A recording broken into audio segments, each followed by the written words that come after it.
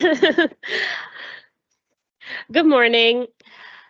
We are ready to get started. I'm the Executive Director of the Public Design Commission and welcome to the PDC public meeting. Now let's begin. If you're joining us via Teams and would like to testify, please sign up through the Google form, which is in our meeting agenda. Commissioners, a reminder to please bring the microphone close to you and speak into them while talking. For Teams. Good morning. I'm Deborah Martin. I am the president at the Public Design Commission. Welcome to the April 20th, 2026 Public Design Commission meeting. As New York City's design review agency, the Public Design Commission, PDC, has jurisdiction over design of permanent structures, landscape architecture, and art proposed on or over city-owned property. Today's meeting is being held in person at City Hall. Members of the public can attend and give testimony either in person or remotely. Before I begin, this meeting is a transition for us. I want to start by thanking our departing commissioner, Karen Keel, who was the commissioner for the Brooklyn Museum, and welcome our new Brooklyn Museum representative, who is Ellen Taubman. I also want to thank Jimmy Van Bramer. This will be Jimmy's last meeting as a lay commissioner. And I also want to thank our outgoing executive director, Shreyoshi Banerjee. Shreyoshi, you served with skill and diplomacy through your tenure, and we are all very grateful. And I'd like to have some.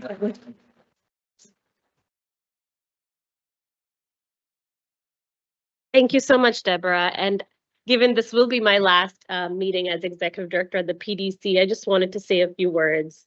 I wanted to thank the commissioners and the staff for their expertise, their passion, and their genuine commitment to the public realm. You've really made this agency what it is, and it's been a privilege and honor to serve alongside you. I also want to say how proud I am of what we've all built together, and I know I leave this agency in the very best hands. And the work of this commission, since I've spent the last 4 years here, I've realized matters more than most people will ever know.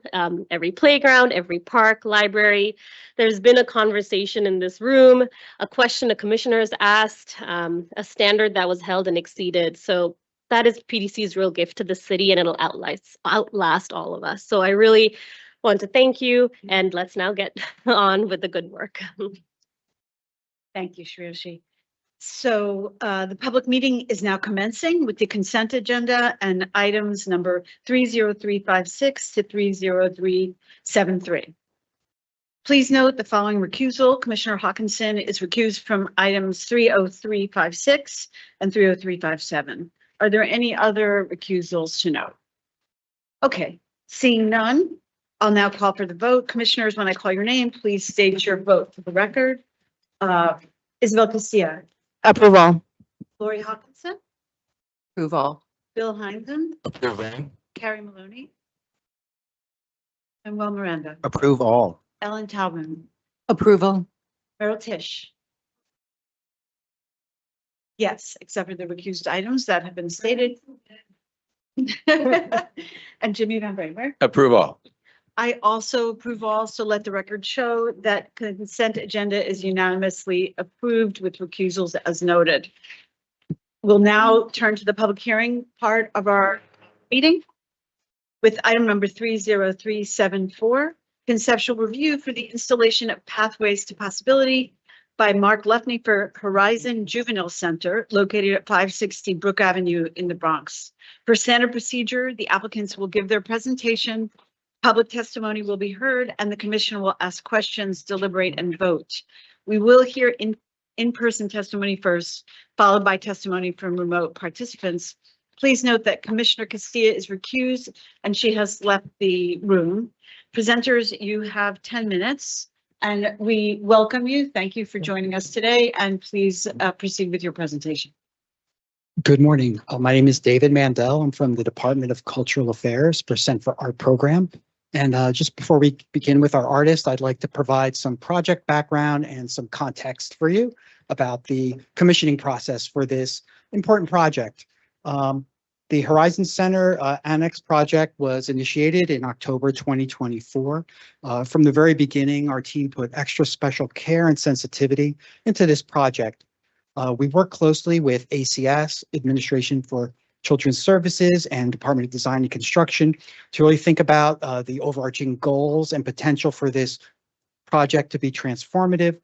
We were particularly interested in transforming spaces towards rehabilitation, being culturally relevant and inclusive, supporting emotional healing, fostering a sense of purpose and competence, and enhancing the experience for all users.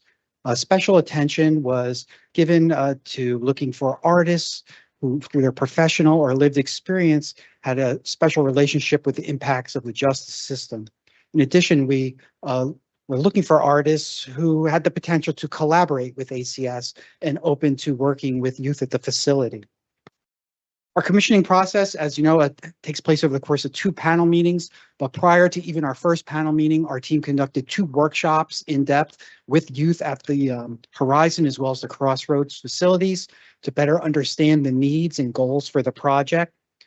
At our first panel meeting, we looked at the work of 24 artists and narrowed that down to 5 finalists.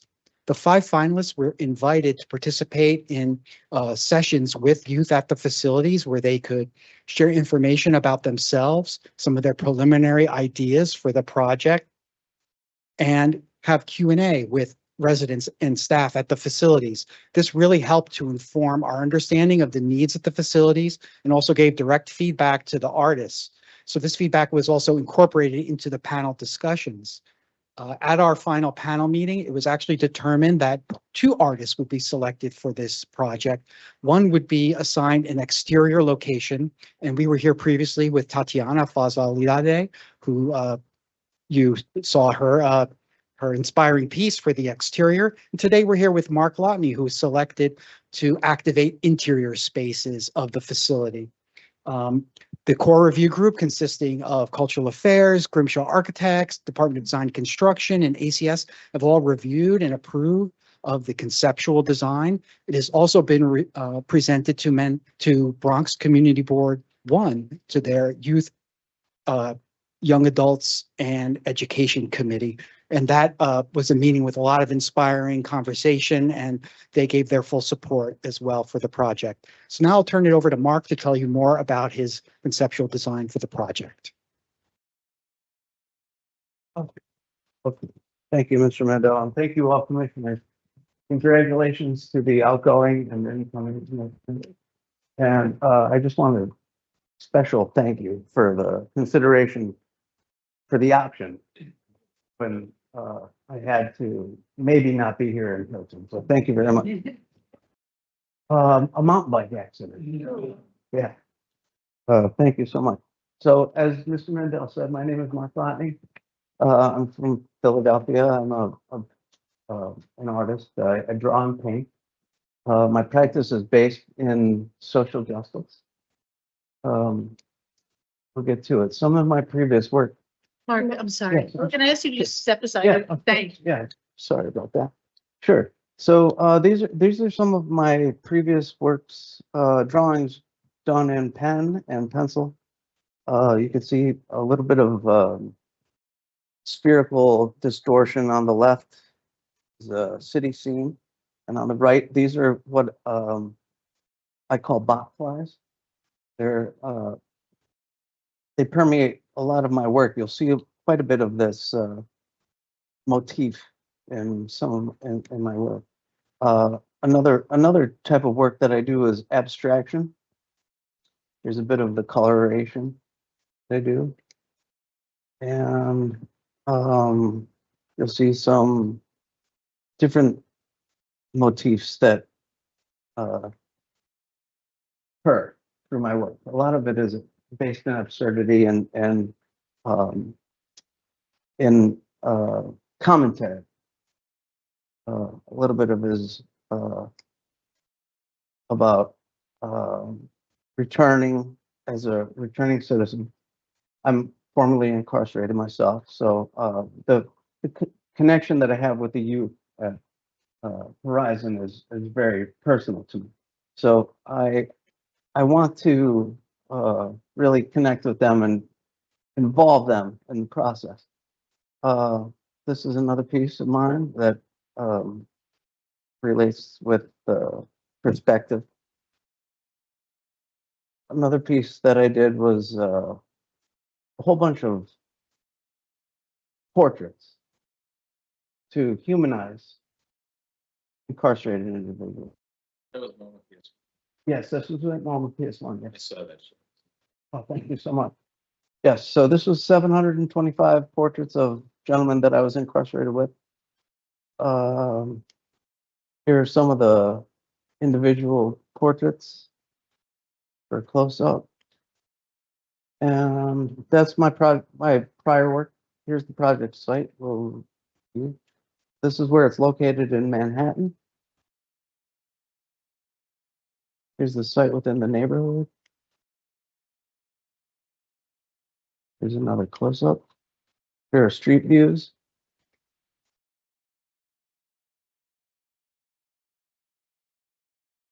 And the construction is actually happening right now as we speak. So we're getting toward this, right? So these will be the exercise pavilions that we're about to talk about. And here's the existing site plan. And there will be 6 levels of the new construction of Horizon. 3 of them will be activated. So level 1 will have exercise pavilion 1 and then 3 dining areas. Level 3 will have exercise pavilion 2. Level 5 will have exercise pavilion 3. And this is my conceptual design proposal. So my vision for this is called Pathways to Possibility. And they will be a triptych. Viewed, if you see it from afar, there will be 3 different versions of a transcension. Starting at level 1, exercise pavilion 1, and this will be where the green outline is, where the art will go. A seascape that will then transcend to a landscape that will then transcend to a skyscape. So it will be a series of these fantastical animals and little motifs that inspire wonder and transformation, right? So they start off as maybe tadpoles or fish in a seascape. Here's my version of what that might look like. Here's a hand-drawn version of it, and then a colorized version of it. Level 2 would be a landscape where they then become terrestrial, right? Level 3 would be, and this is the wall that it would be on, a skyscape where they then become avian. And it would inspire and visualize a transformation from one thing to a better thing, to a freedom. This is what it looks like as a triptych from seascape to landscape to skyscape.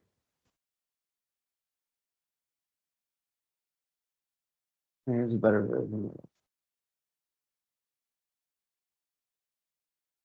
And throughout the 3 of the motifs, you'll see transformation happening with the fantastical little animals that I've populated the murals with. Here's some examples of them. Also, on level 1 will be the dining area. And in the dining areas, there will be circular, spherical distortion, little vignettes that inspire wonder. That while the youth are dining, they can fall into, kind of see a little bit of themselves in some of the motifs. So like there might be a family eating dinner or a basketball game happening or a street scene. Here's a better version of that. Those like convex, like are they flat? They will be flat, but they will look as if they are convex. Yeah, for sure. So just something that while they're in a dining area, they could kind of like look into these little portals, right? And feel familiar with some of the imagery that's going on. So the materials that we'll use for the large murals, this will be mural cloth. It's a paper-like material. It's half paper, half cloth. We will print, paint, and then install, kind of like a wallpaper situation. And then in the dining hall, they'll be printed on aluminum panels, round.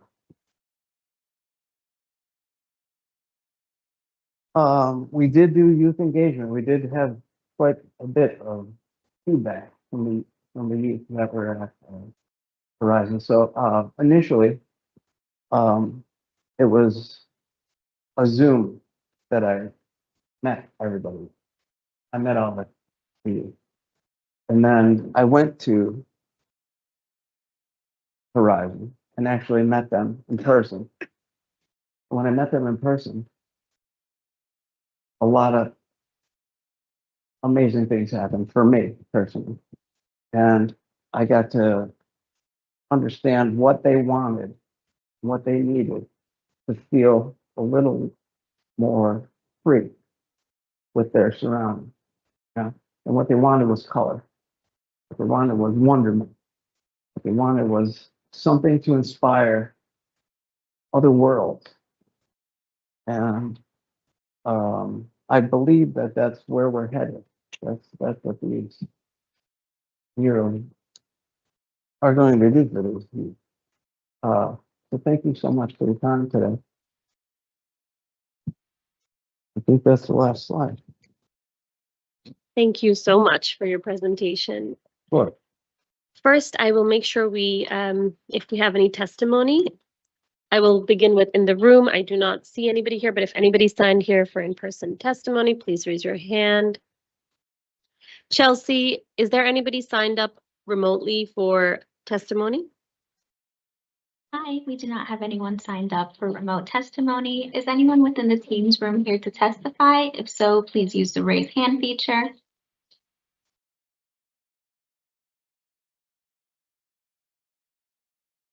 I do not see any hands, so we are okay to proceed. Seeing no hands, I will hand it over to Deborah for our discussion. Thank you so much, Mark, for your presentation. Sure. Thank you so Commissioners. much for having me here. Yeah, no, we're happy to hear you speak about the work. And before I speak about it, any questions or comments from other commissioners? I just want to clarify, I think the application, the material for this is similar to the application on the exterior of the building also, is that right? Mhm. It is, Yeah, okay. Okay. mural cloth.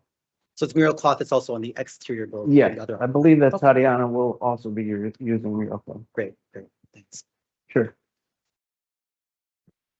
You show two different sizes Yes. as we go through. How would the sizes, the larger size with the beams actually work? Right. Good question, Mr. And- Maloney. And Thank you, sir. I don't think that, I usually think that bigger is better, but in this case, I'm not sure that the smaller version is as impactful. You're absolutely right, and thank you for that question. So I've been working with the architect to figure out how to best approach that, right?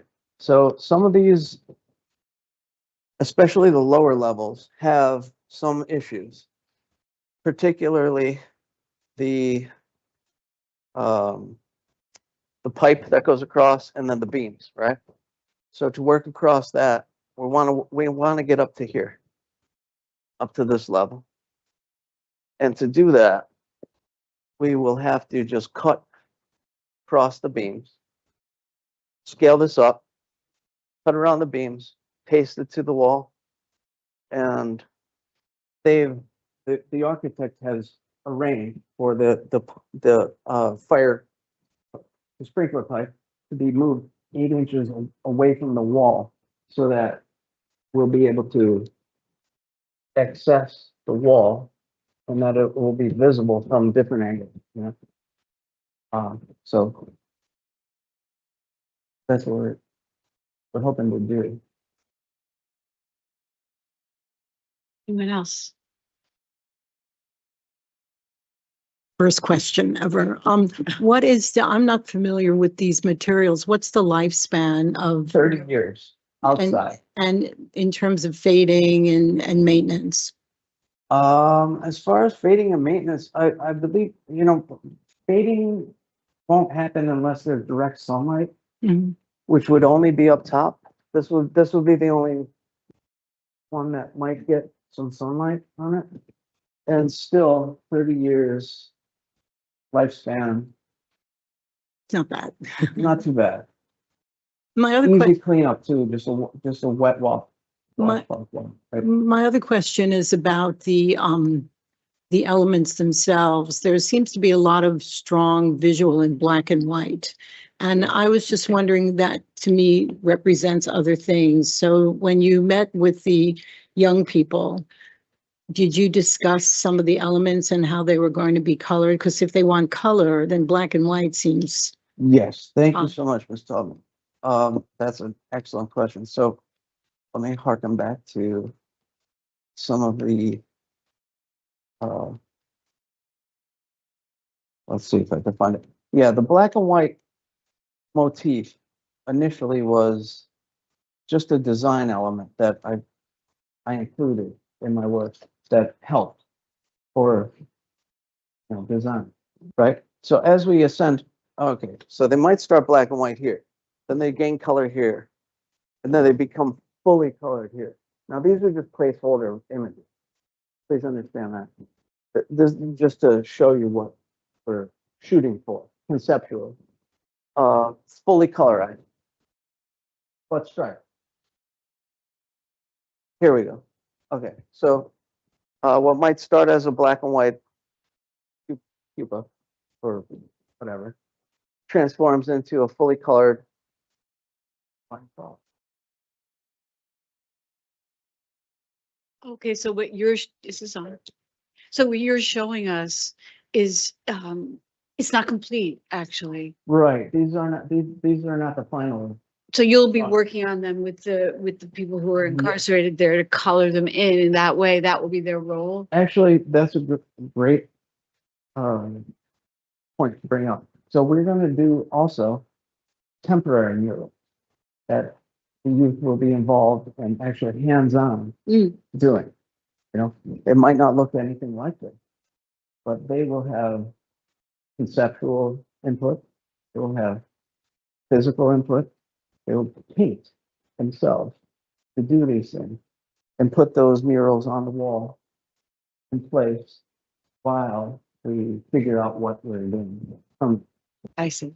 Yes. And will they have any role in the concept or production of the permanent piece? They will, and they have. They have already helped shape my designs thus far. Mm. Because, you know, I've engaged with them quite a bit already, and they've let me know what they want.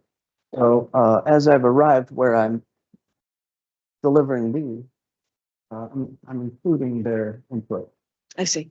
So I think, most importantly for me is to have them actually do something artistic with their hand Mm. in the place. Yeah. The mirror, paints, get them involved, right? And that will hopefully lead to, you know, the final permanent piece that will be there for quite a while. 30 years, you just said. Yeah. Yeah. Ellen, do you have more questions? Anyone else? Lori? I mean, it's great to have you present, Priest, after seeing, being presented with the project, just, you know, in our packet here beforehand. Because I first had questions about the imagery, right? The black and white stripe imagery. I don't anymore. So I think the way you've handled the triptych, you know, the three parts is very powerful. And, you know, using the building and the section of the building to also be a partner in, you know, the kind of conceiving of the whole the project, the triptych as a whole, I think is very powerful.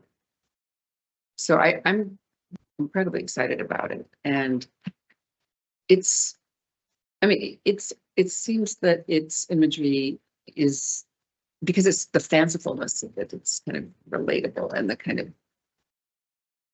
it has a kind of cartoony quality to it, which I like. I mean, this is just me responding, you know, but it's very exciting and congratulations. Well, thank you, It's Ms. like a lot of work that you're I'm doing. hoping, I know personally by interacting with you that they will respond. I know that they will. Maybe that's what you were talking about. But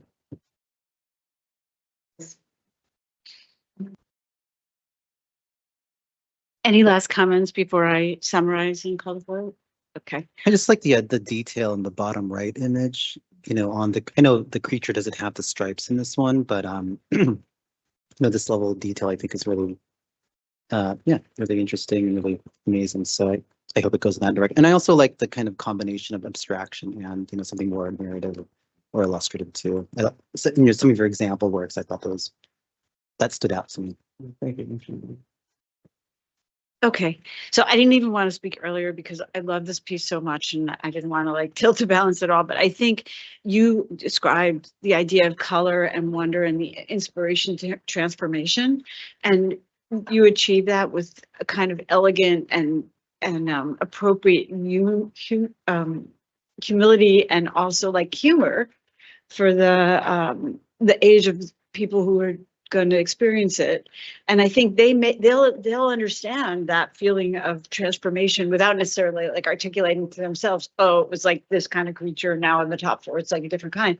Like every time they go from one space to another, they'll feel that. And that's so important. So I think you're introducing a kind of wonder and hope in a space that is really important to have those emotions. And I'm speaking for myself, and I think for everyone here, we really appreciate that work and also the engagement that you did with them, both in terms of them being able to do work, whether it ends up on the wall or not, and also how you took in their kind of input and transformed it into a way that it could live with the permanent piece. So congratulations on that piece. Thank you It's so much. Thank you. really powerful in ways that are sometimes work that we see is powerful in terms of how the artist thinks it should be powerful. Other times it's powerful in its context and for its users, and you have accomplished both, which is very hard. So with that tipping of the balance, I'll now take a roll call vote on item number 30374, conceptual review for the installation of Pathways to Possibility by Mark. I said your name incorrectly. It's pronounced Lotney. You Lotney. never know. That there's a T. Okay.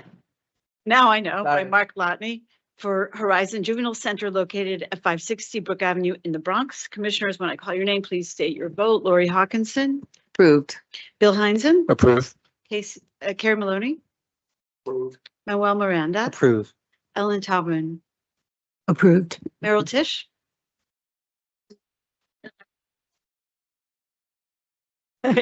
Janina Bramer. Approved.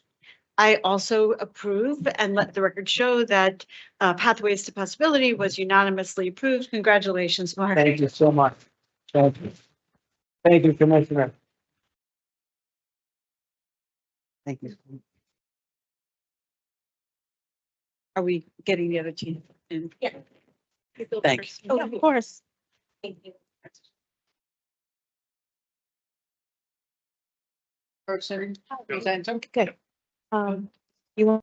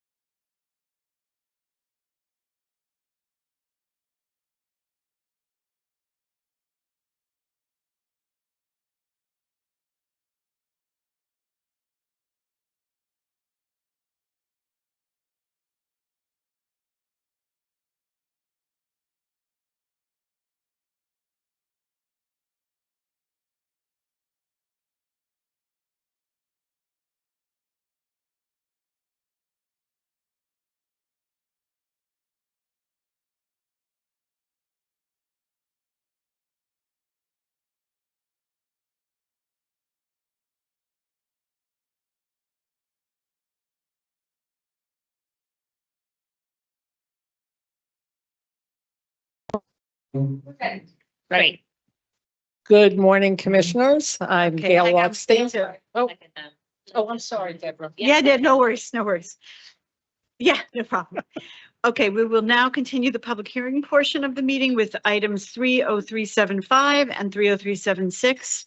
Preliminary review for installation of building signage and wayfinding signage systems for a stadium as part of Phase 2 of Willets Point, located at 126th Street, 127th Street, and Willets Point Boulevard between 38th Avenue and 35th Avenue in Corona, Queens. Per standard procedure, applicants will give their presentations, public testimony will be heard, and then the commission will ask questions, deliberate, and vote.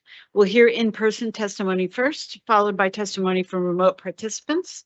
Please note that Commissioner Tisch is recused. Is that correct? So you have to leave the room. I'm sorry, but we will. Yeah, I don't want you to go, but we'll come get you when we're finished.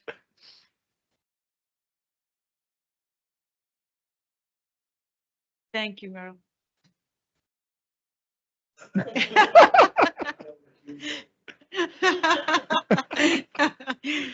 Okay.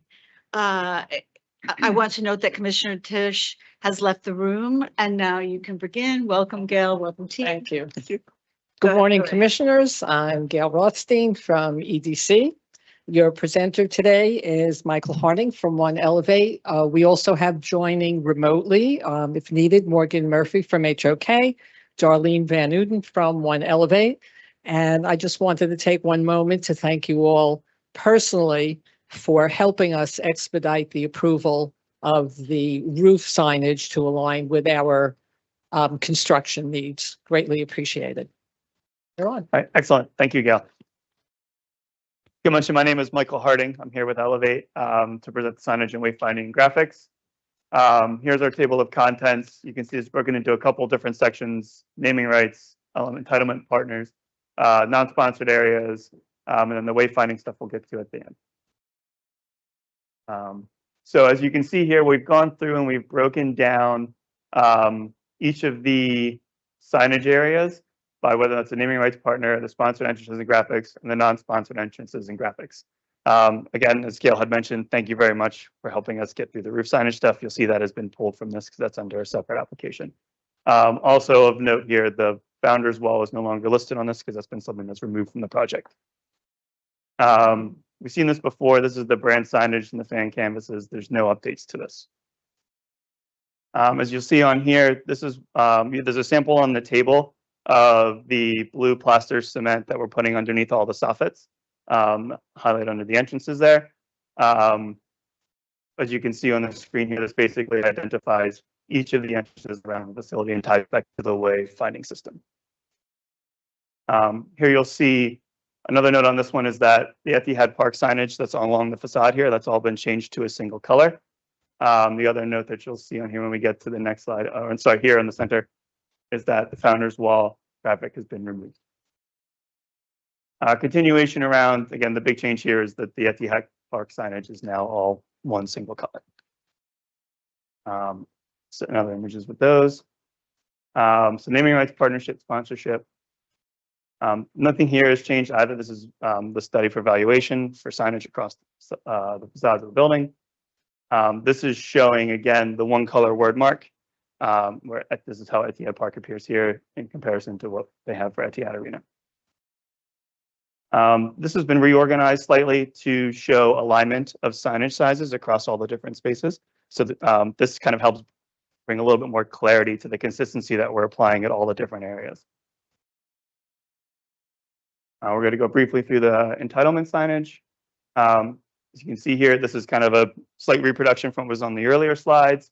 Your naming right partnership is shown on the northeast, the south east, and the southwest. You'll see here that these are all, again, showing the elevations with these as a one color logo. In this instance, internally illuminated. The other corner, and then the two raised ones on the eyebrow there. Oh, sorry. This is a continuation of that, showing these as both the design intent drawings and then the renderings with this as one color. And then the naming rights signage at the doors is also the applied vinyl that you'll see here. Those will get applied directly above the doors. This is showing and identifying all of the different sponsored entrance identification. And again, what we showed on the prior page, page 13, is where we've gone through and aligned the sizing on all of these and made it so it's a little bit clearer that each entrance of each type has the same signs, same size signs. Again, these renderings show the update to the Etihad Park here in all white, but also showing some of the layering here at the cube as well with the different signs between the elevation and the rest of the cube. We're still waiting on entitlement stuff, so you start to see that as this gets populated later. Again, same thing here. This is showing Etihad Park as the single color logo. And same, see it over here on the corner. There's no updates for this. Same up here, single color logo. These have all remained what was in our previous presentation. In the back of video board graphics. Again, there's been no revisions to this. This is the scrim here. We're awaiting partnership logos. This is the design intent drawing that we added. So you can see the extent of the scrim on the back of the video board. The final content of this will be determined as we work further with the club. And here's the other backup scoreboard scrim.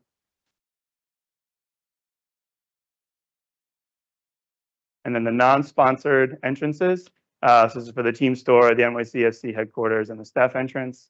What you'll note here is the only difference is that this includes the team monogram and team script.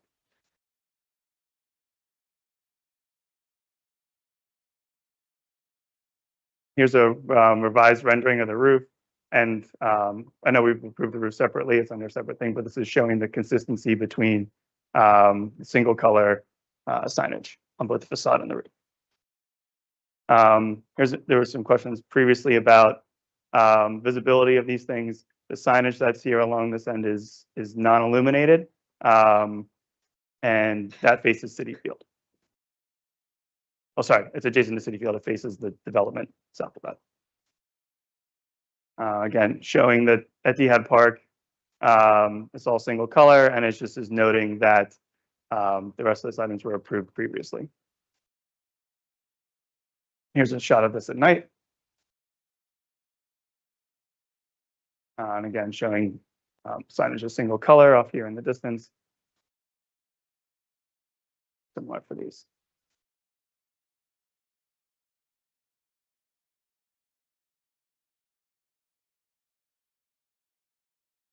So here's a night rendering. This is showing both the updated entrance here, and this is going to be highlighting that the blue plaster cement soffit feature. This entrance, a lot of this is very repetitive. Here's a night rendering of this entrance as well. The landmark at this entrance is the old landmark. You'll see there's other renderings that shows the current landmark. And here's again the Etihad Park signage in white. And again, similar. We have using the one color word mark, and it also shows up on the wayfinding signage as well as a single color. Yeah, so this is there was a change here from fan shop to team store. And as I noted previously, this is set in the club's typeface. So that's the one kind of difference between these specific items and the rest of the wayfinding system and the entry as they're defined. So now non-sponsored areas. Again, this is a similar graphic to what we had seen before. There's no revisions to the extent of this. Again, this is kind of showing those different landmarks. This is that direct landmark. And then up here, again, featuring the fact that the Etihad signage is all single color.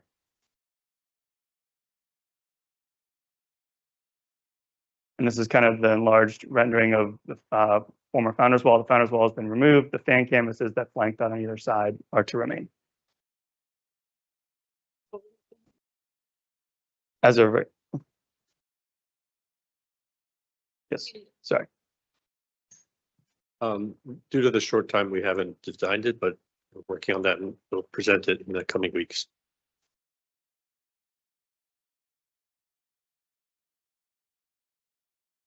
Yeah, so again, similar, seeing Etihad Park as a single color logo, you can see the fan campus there. And do we want to pause here before we move on to the wayfinding? Okay, okay. Okay, okay, thank you. So you'll see on here, this is the just kind of initial kind of inspiration color palette, the colors and stuff we've sent over as separate materials. You can see here for the signage itself that we've gone through and we've started to add in sponsors as we've had sponsors. Sponsor is going to live here. It'll get infilled as the sponsors are brought on board, and that'll help tie that back to the entrance. So it's a placeholder for the time being. We will resubmit once we have those sponsors.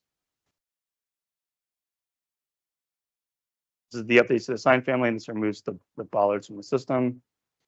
And then here what we're looking is similar to before. You can see the hierarchy between the landmark, the monument, and the directional.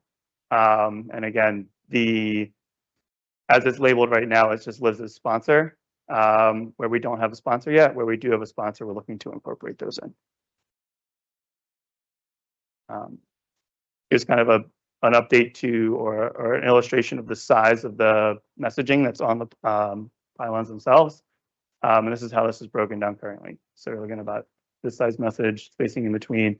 And again, these will get further updated and refined as sponsors are on board. This is the user journey study. There's no further revisions to this from our previous presentation. And again, this is highlighting the use of sponsor to tie that entry.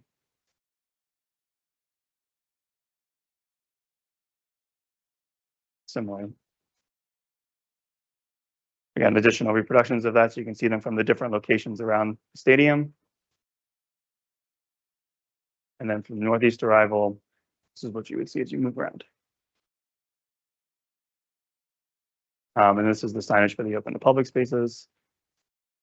Southwest corner of the stadium, again, showing that the Etihad Park sign itself is still all one color. That's a standard we've produced across the board.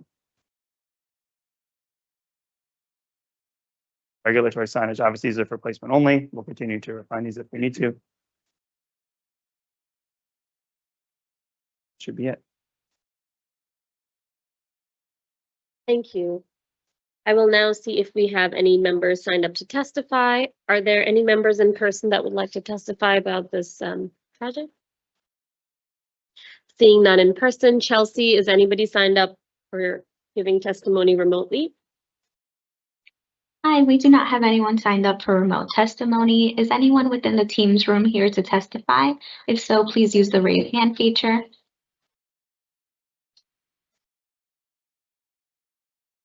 I do not see any hands, so we are okay to proceed. Thanks. Over to you. Commissioners Manuel? Yeah, well, thanks a lot for that presentation. I think it clarifies a lot and kind of shows the sort of structure and system that you're thinking about for the signage, and and yeah, I appreciate its kind of consistency across the board. Thanks also for kind of making the name one color. I think that goes a long way to sort of unify the two different kind of like logo and typeface. I think we could look at page 13.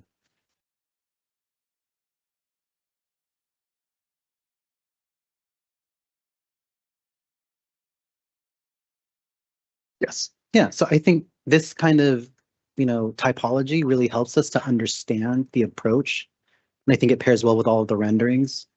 And so I think, kind of normalizing, especially like the canopy entrances, the sponsored entrance names, all the other signage, each sign kind of has its place. So there's a lot more clarity to this, I think. Yeah, so I think that's primarily my main comments. I think there's still some issues with the hierarchy. Like if we look at the cube entrance from different views, maybe let's see here, maybe page 25.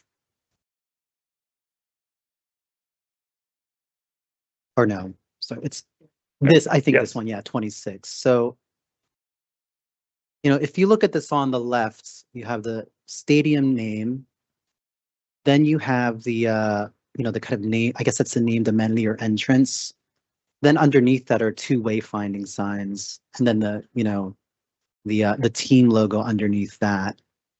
So there's kind of a lot going on, and I think especially with the video, with the like names of the boroughs on the inside of the cube, I think there's a bit of confusion around hierarchy. When you look at it on the right, when it's more at an angle, then you can kind of see there's a bit more differentiation, I think, between the wayfinding signs, the named amenity, and then the stadium name. So that already makes it a little bit clear. So I just wonder if like this, rendering, I know that's probably placeholder content. I wonder if this is really helping your presentation because it adds another layer of like text to kind of try to compute or, it feels like cognitive overload is the word I'm looking for. So, I would just recommend, since this is kind of emotional anyway, to just, put something else there that doesn't have words on it. In terms of the video. LED video. Okay, Yeah, because understood. That's not what it's going to be anyway. Yeah. That's kind of a placeholder. It is a placeholder, yes. So I think to help your presentation, it might just be good to like, put a graphic, color, photograph or something. Closer to what it would be.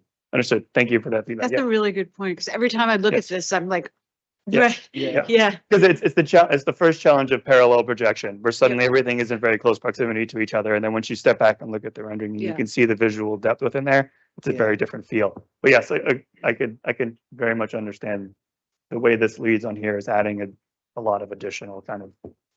And there's one Visuals. slide just before the wayfinding section, where you're viewing it from above. That also is a lot clearer than, this rendering. On the right. Mhm. So, Yes. and I have one question about the wayfinding signs. It's page 82 through 85. Yeah, the piling on this. Sorry.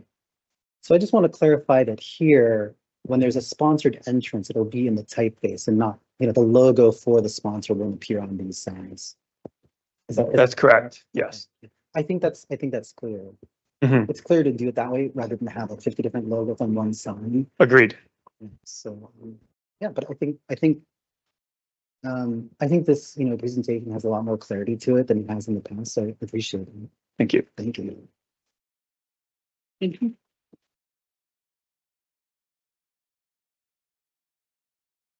Minor point. Yeah. The blue that you picked that goes under the The soffit, canopies, yes. soffits Mhm. everywhere, and then you bring it onto the monument. I mean, why bring it onto the monument? I mean, because it's a kind of a sky. It's a replacement for sky, and so it's not like the color, isn't the team color, It is the team color. that particular blue, Mhm. that Yep. light blue. Yes. So I guess I'm not very sporty. I thought it was. Yes, right. it is that color. Okay. We're working to maintain Yeah. and then- alignment there. Okay. Yes. I mean, because in the other location, it works because you think of sky, like a Yes. porch typically. Correct. And then here, I don't know. Okay, you can take it or leave it. I don't think it's necessary here, but Thank you. okay.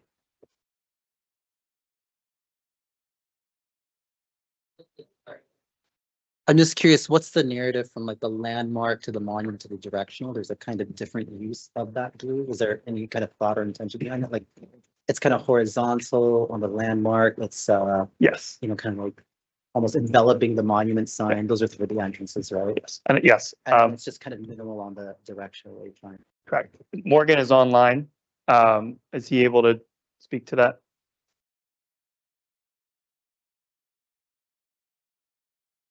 Can you all hear me? Yes. Yes. Oh, excellent. So just a couple of things about the blue.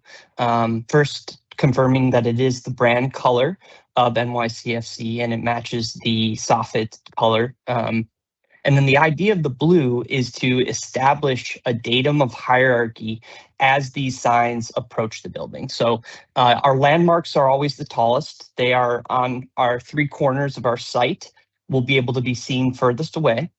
Then they step down each time as they get closer to the building. And the blue line sort of represents a horizontal datum that is leading you towards the building. So on the monuments, that sort of L shape, which is kind of like a subway line, or an arrow pointing towards the building will always face the same direction. So as I'm walking towards the building, I see the blue line go up and over, and I know to turn left or right to go to the gate. It's a subtle, just kind of nod to that directionality and movement of the pedestrians entering the stadium. So on the monument signs, those are at the entrances, is that correct? Correct. Yep. And that blue, Adjacent to, yep. and so the blue it's like an arrowhead pointing to the entrance. So for this example, the entrance would be to the left of this sign. No, in this example, the entrance would be to, in this example, the arrow goes all the way up on the outside and then points to the right towards the entrance. On the back side of the sign, it would do the same exact thing, but just in a mirrored direction. It's like a right turn, right? Just like a datum that continues over the top and then points towards the building.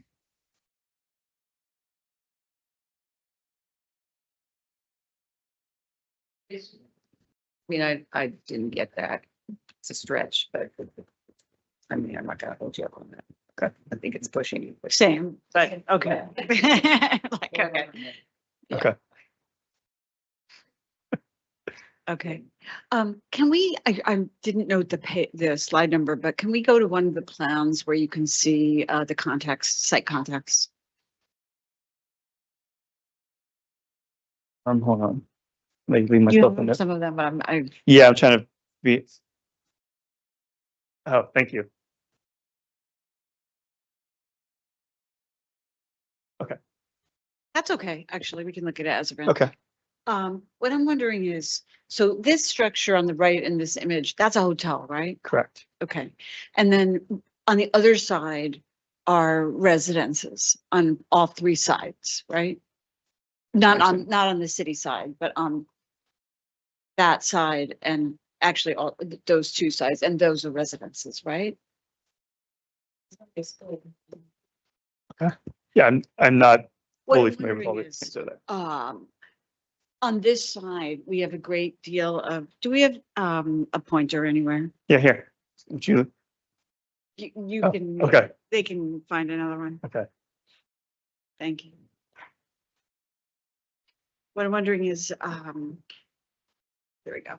So this light Mm-hmm. from that screen and this entry, they're going to be very bright a lot of the time. And this is a hotel, so I kind of feel like, okay, they'll have blackout shades or whatever, and you're just there temporarily. Mm-hmm. But if folks are living here, right, and we don't quite know exactly, but that could be some residential. Can you talk about the light on those sides? Yes. So this is an illuminated sign. The other locations where we have this, let me go back to. Go back to. Sorry. But I'm just wanting to Here. confirm now Yeah. that you're finalizing all Yeah. of the signage, is like, you'll So- be able to go to sleep at night. Yes, this signage that's over here is not internally illuminated. It's lit from externally up at the sign itself. And we have a similar condition on the other sides where we have that sign at that datum point. Where only time it's illuminated here as it's facing City Field, just like this is illuminated facing City Field. Yeah. Less of a concern that way. Correct, exactly, yes. And so we've been very intentional with making sure that we don't have internally illuminated Yeah. signage facing. And then towards on it. the other side, and the north side and the east side, Mhm. It's a similar condition. so the signs. This one here up high is illuminated. And that's illuminated from below. No, this one is internally illuminated. Same as the one on the mirrored corner. Have you done any studies looking at how bright it is on those sides across the street? Have you looked at that at all? No, we have not to my knowledge. Okay. So I wonder if that's something that you could do prior to your next, you're going to have to come back for a final. Mhm. And is that something that your team could do just to take a look at to confirm for our comfort that people living around the stadium on those sides, not on the City Field side, obviously, not on the Yes. side, hotel side, but Yes. will have, will not suffer from too much light pollution in their neighborhood. Yes, we can consider You that. can do it like as a luck study or however you want. Yes, we can do that. Okay, all right. Okay, I just have one other question. What is the pink? Every once in a while, we see a pink sign, a magenta. What is That's a placeholder for the future fan canvases, the fan canvases. as Yeah. well as the art canvases? Yeah. Yes. What are the art canvases? Darlene, would you like to speak to that?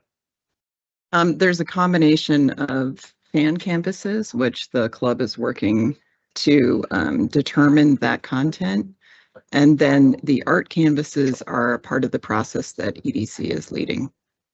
So the art canvases appear at each end of this diagonal southeast corner, adjacent to the I club's can't move anything. headquarters entrance.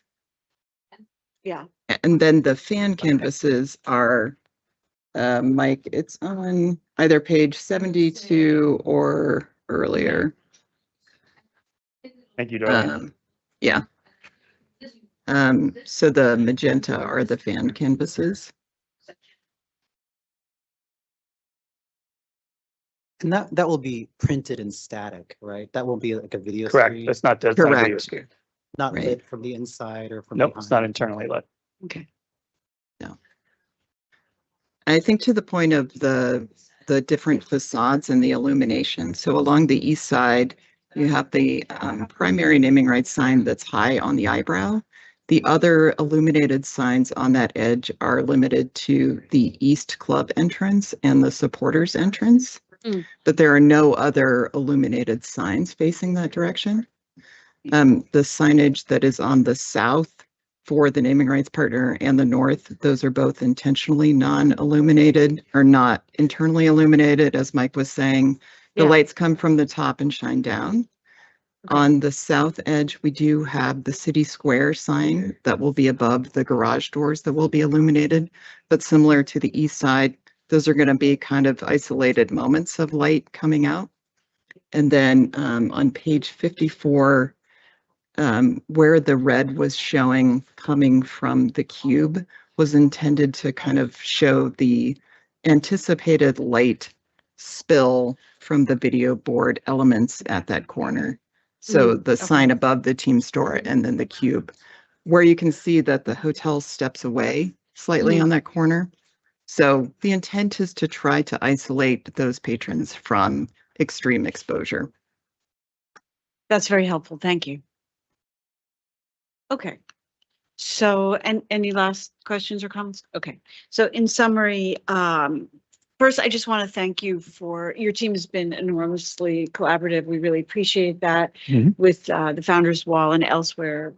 We appreciate your acting on our feedback, and we look forward to, in your next presentation, seeing whatever the final will be on that. We ask you to just take a look at the wayfinding hierarchy again, as Manuel described. Certainly the hierarchy of the, or let's call it the brand hierarchy, is like dramatically clearer, and that's fantastic. And so just sort of thinking about the wayfinding and that. And how the, To some extent, how the that's video what board we're- displays. Yes, correct. And then finally, I don't know that it necessarily needs to be a Lux study, but I would love to see in your presentation. Similar to that other. Yeah, Yes. something showing the illumination on the sides, and I Mhm. understand from what Darlene said that that's not actually an issue. So if you could have some drawing that shows that, I think Yes. that would be comforting. Okay.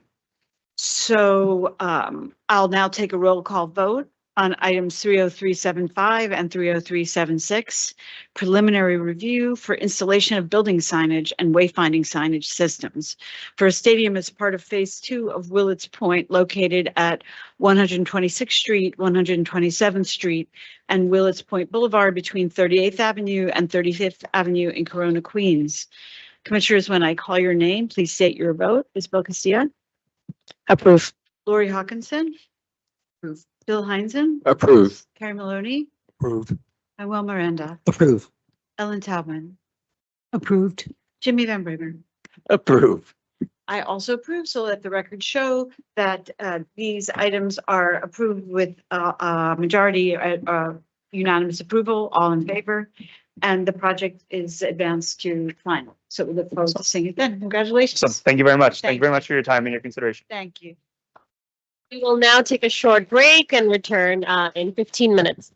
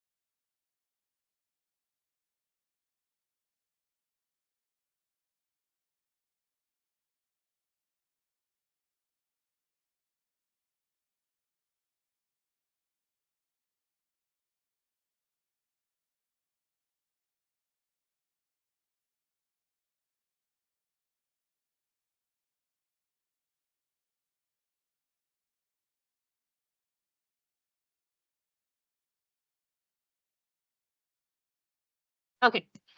Okay. All right, team, we're going to get started shortly again. Could you let me know when we've gone live?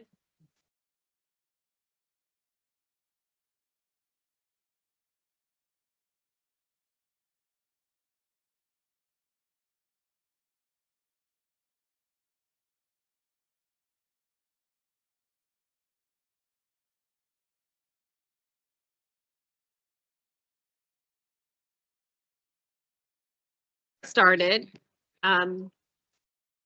If everybody could get situated, thank you. Okay, let's see. If we're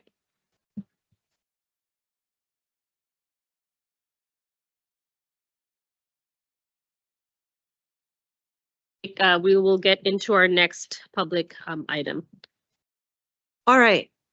We'll now continue the public hearing portion of the meeting with item number 30377, preliminary review for reconstruction of a portion of John Allen Payne Playground, including the construction of a skate park located at 3rd Avenue between 64th and 65th Streets in Brooklyn. Per standard procedure, applicants will give their presentation, then public testimony will be heard, and then the commission will ask questions, deliberate, and vote. We'll hear in-person testimony first, followed by testimony from remote participants. Welcome, and we look forward to your presentation.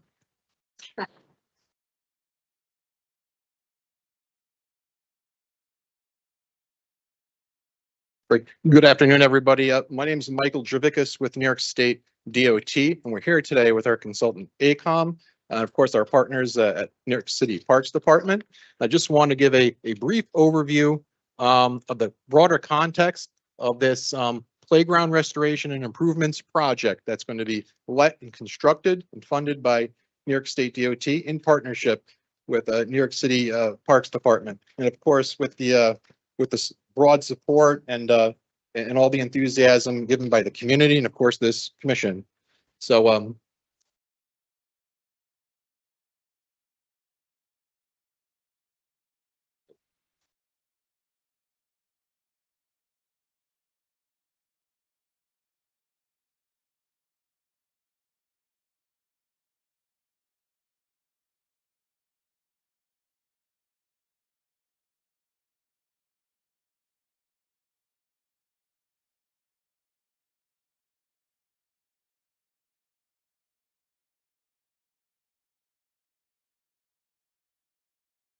great.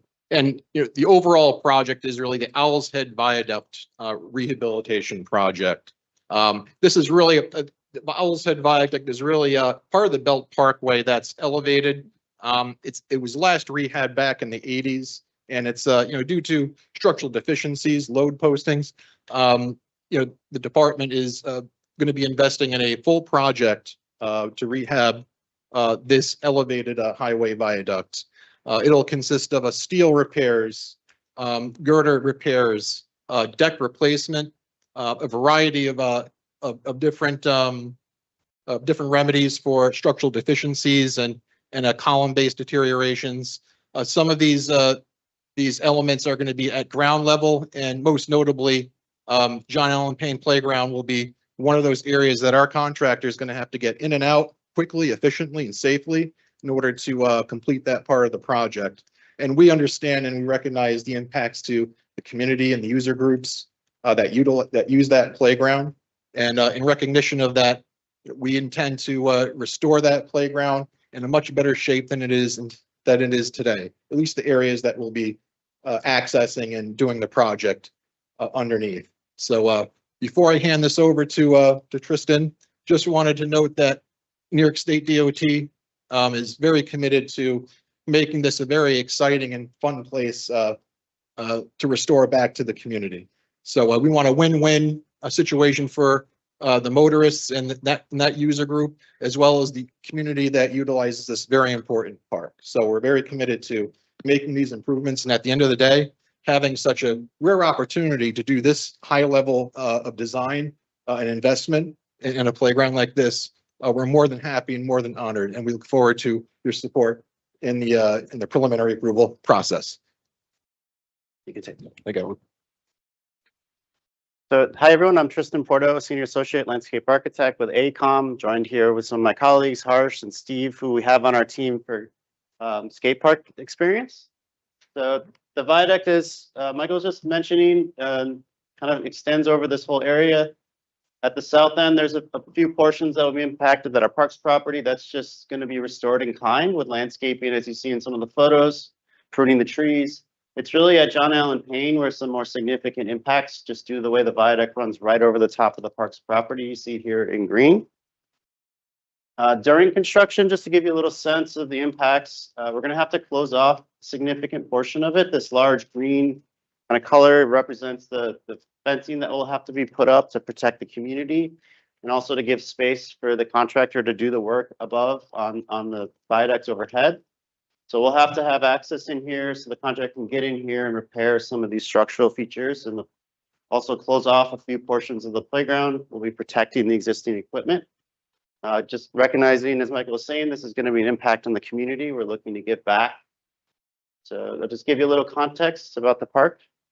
First, it sits at the southern end of Sunset Park, right on the edge of Bay Ridge. So it's right in this nexus between the two communities. There's not a lot of playgrounds in this area, especially to the north. There is Owl's Head just to the south, and Shore Park, but in this area you can see there's kind of a lacking of public space. But it is really between these two communities. There's a lot of residential to the north, to the south, but also of note, there's a lot of industrial, kind of more commercial to the west, closer to the water. It's not in a floodplain, so we don't have any flood risk here. History of this was when the parkway was first constructed. That's when this playground was originally constructed, so 1940s. It was renamed after John Allen Payne, which is a Vietnam War veteran from the community from Sunset Park back in the 70s. And then in 2018, New York City Parks Department underwent a major playground reconstruction for the vast majority of the site, kind of to the east of the portion we're going to be talking about today. So we're being really careful to protect and maintain, and also add on top of that program that was established back in 2018.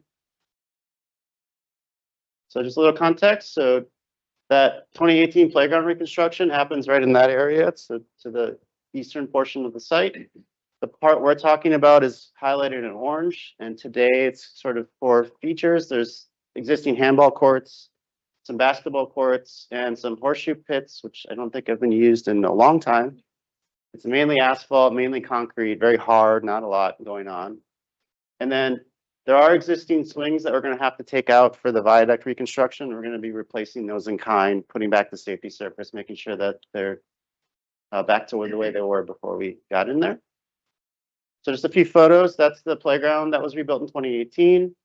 There is a connection down to the area we're looking at that has stairs today, so it's not universally accessible. It's something we're looking to correct in this project.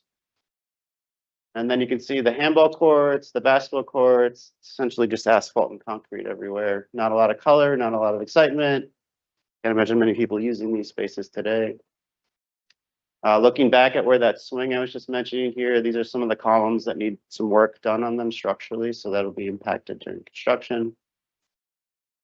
And then just existing conditions. I mean, I think you get the sense from the photographs there, but the playground being to the east, it's really just that open barren space in the areas we're talking about. It's ideal for construction work, but we're looking to really improve that and give back to the community in the end. Circulation today is pretty straightforward. There's a major access off 3rd Avenue that goes through the playground down that set of stairs I was mentioning. There is a lot of residential to the south here, so this is one of the other major entrances, but there's not an entrance off 64th today. It's mainly industrial up there, so there's not really a lot of people coming from that portion. As far as tree inventory, we are going to have to remove a few trees. One in the center being that it's a large linden plane actually growing into the viaduct structure today. It's a risk of limbs falling on top of the highway as well, and we looked at pruning it, but doing that would make it a hazard. It would be unbalanced and potentially at risk of falling on the playground. So we have to remove it for safety reasons. And similarly, in the skate park area, there's 2 trees growing really adjacent, like really close and adjacent to the existing building. And we think construction impacts could potentially cause them also to be a hazard falling on our built site. We're going to have to remove those for safety reasons. We have 3 goals. So as Michael was saying, we want to really improve this park, bring back some new recreational facilities and build on that 2018 playground reconstruction. So making sure we're using standard parks materials, very durable, maintainable, but also bring some vibrant colors and brighten up the space, make it a little more exciting, more seating, and then add on some programming like with a skate park. We're looking at new recreational activities, pickleball, fitness equipment that's not out there today. And then also improving the circulation, so making that connection between the playground and this other space accessible with a pathway that's ramped as opposed to stairs, and making sure it's safe with fencing and new lighting, that there's not really any lighting under that viaduct today. And just seeing how that hits the ground in our new design, you can see we're keeping 3 of the handball courts on the backside. We're going to be fixing those up, restoring them, making them like new, but taking away the 3 here and converting that to a pickleball court, but also adding some seating and fitness equipment. So just kind of adding some more programming to this space. We're going to reorient the basketball courts and fix those all up. So all new seal coat, surfaces, hoops, everything brand new with some additional seating. And then to the north is going to be that skate park in the orange. So we're kind of carving out space between the structures and where those horseshoe courts are today. And then through the center, we're creating this new access that's ramped and then kind of taking advantage of that to create skate features, but also seating for the basketball courts. You can kind of see how that hits in the axon of the site. So bringing some color, you can see we're using greens and oranges, bright colors to help brighten up the space underneath the viaduct. It doesn't get a lot of sun, especially down in this portion. So we really wanted to bring color and excitement to the space, and also through texture, using standard materials, concrete pavements, but bringing in 2 colors to bring some vibrancy to the space. And in talking with Steve, we wanted the skate park to feel more like a plaza, not just like your traditional skate park. We want this space to feel more like a skate park you're not supposed to go to. Just that feeling of like kind of a skater coming upon a space that is exciting and new and different and not your typical looking skate park. So we're just using standard materials in a creative way to like give some vibrancy to the space. And then that ramp coming through the center, we're taking advantage of creating this connection by creating a platform through here so that skaters have different levels to kind of interact with, different grade change, making different spaces for skaters to move through, and also providing some seating for the basketball courts. Which this on a plan, I think you get the idea from the axon. I won't spend too much time on this, but same idea. Also restoring again that swing set in the playground area. And then a few views. So this is your main entrance coming off 65th Street, entering in near the skate park, the basketball courts, the handball courts just being behind us, the fitness equipment. We're also working with circulation as far as maintenance overhead to make sure that State DOT long-term can get access up above to maintain the structure that they're reconstructing today. And then in the skate park, you can see some of that grade change, which is, providing that universal accessibility up to the playground, but also creating this interesting texture of layered levels for skaters to engage with. And also we have a big focus on making sure that the skate park is not just for really experienced skaters, but also for young kids, newer skaters. So we're mixing in features for all different age levels, stuff that's a little more challenging, like you see in the foreground, and then the tangram banks maybe down towards the background, a little more easier for, a little less challenging for kids. So there's a lot of variety and challenge level in here as well. Then getting yourself in that skate park just to feel, or really trying to take advantage of the views of the viaduct overhead. We think it's gonna be a really fun, unique space to be in, especially for skaters over here. We are replacing the trees that we're gonna have to remove. So we're expanding that plant bed on the right. Gonna be putting in some maples, shade trees that we think will grow quickly to get some shade. So we'll have some shaded seating on the edge of the skate park for users.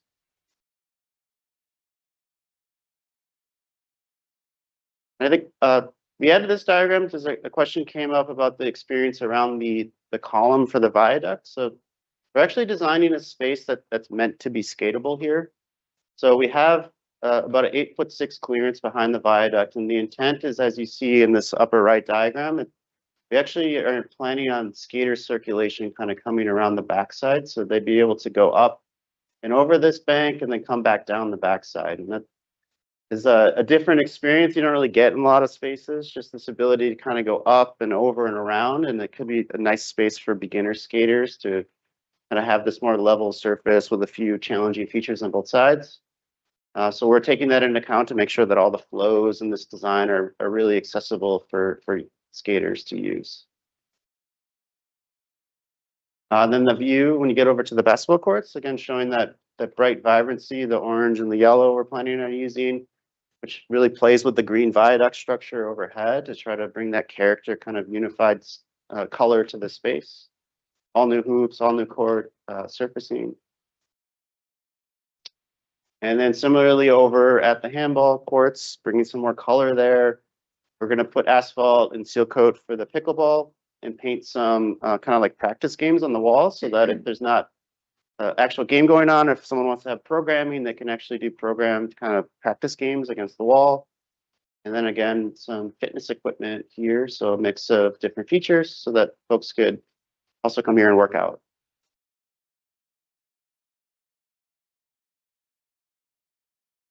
I think you get the sense of the materials. We're, using standard parks materials throughout: asphalt, shotcrete in the skate park, safety surface where we have fitness equipment. So very standard parks materials, and trying to use them in really unique, interesting ways to bring some character. Fencing wise, today it's to the south and north, it's all chain link fence. So there's 8 foot on both ends of this property. You have taller 16-foot chain link fence around the handball courts. And then there's a subdivision in there right now between the horseshoe courts, and the south where the basketball courts today.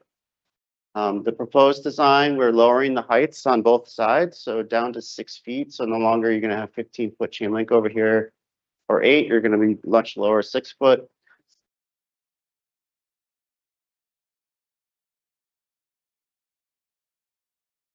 You said it. Just trying to, why a chain link in the park? What are other alternatives that other parks use other than chain links? Eric, do you want to? I'm just curious. Sure, Commissioner. So Eric Mattis, Chief of Landscape Architecture for Capital. So when we spoke to the team, I think we gave you some follow-up information about requirements and standards for our skate parks. So this 6-foot chain link fence is really necessary because there's a really heavy new pedestrian connection that we're making accessible. And we like to use chain link because it's a little bit more forgiving than putting in a steel fence. So should a skater potentially, jump up against it, it's a little bit more forgiving and malleable as opposed to a steel fence that you could incur an injury with. Yep.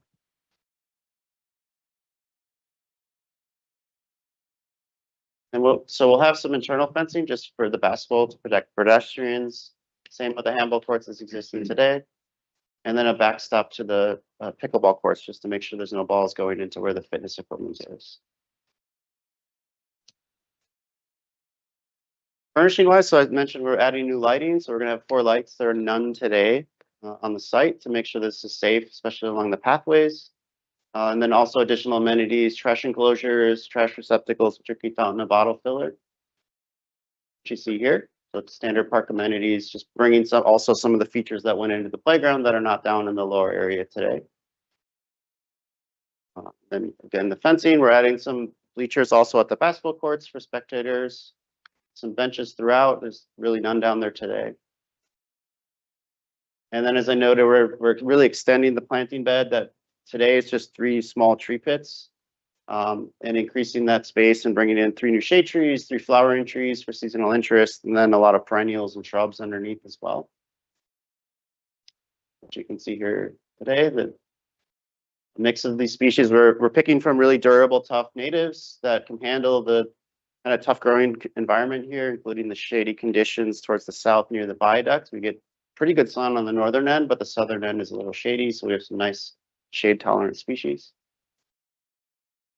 And stormwater practice wise, we did get results back that there's very high ground level here, so we're not able to do subsurface detention. We looked into it, but we have to go with a standard system. We just cannot infiltrate on this site.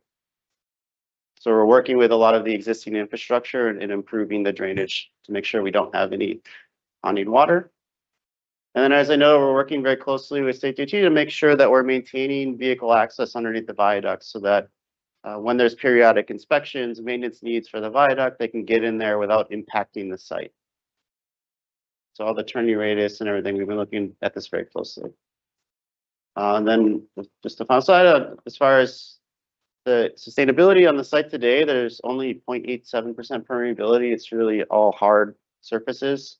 So by adding that, you can see this very extended green area. We're increasing that to 5.3% of this area from what it is today. I can just end on that. So, thank you. Happy to take any questions. Thank you so much. Prior to that, we will check if there's any testimony. I don't see anybody here in person. Chelsea, do we have anybody signed up for online testimony? We do not have anyone signed up for online testimony, and there's no one within the Teams room here to testify, so we are okay to proceed. Thank you, commissioners. Thank you. I have a number of questions. I'm going to start with questions about the skate area for Steve. Can you explain what is that triangular element that looks like almost like a corten steel wall all the way on the top by 64th Street? Brown one? Yeah, the brown one. Yeah. It's kind of like a hip, like an edge of a pyramid kind of. Mhm. It's two surfaces. Two surfaces are kind of tilted, so you. Yeah. What happens behind that? Behind it, there's actually going to be an edge on it. I can talk to that. So, I mean, we're still working through the exact details of that, but it's essentially like 3 feet high. So it's really like around this height. Because that's a 6-foot fence. So you can see it's coming up about halfway. So we're working through the detail of what the backside of that's going to look like still, but it's going to have like a plate on it, or a concrete wall, one of the two. Can you go to the plan? And like, how much room is there behind that feature and the fence? Snow section. I guess, yeah, I mean, I guess this is why I'm asking, right? It looks like it's up against the fence almost. So it's just a little bit, we're just trying to understand what happens. So how back you there. interact with it? Yeah. Is skate it Mhm. like this. So you go up on it and then Yeah, down. you go up here. You don't go like this. Mhm. You would think that, you go like this, but you actually skate like a hip, just the corner of it.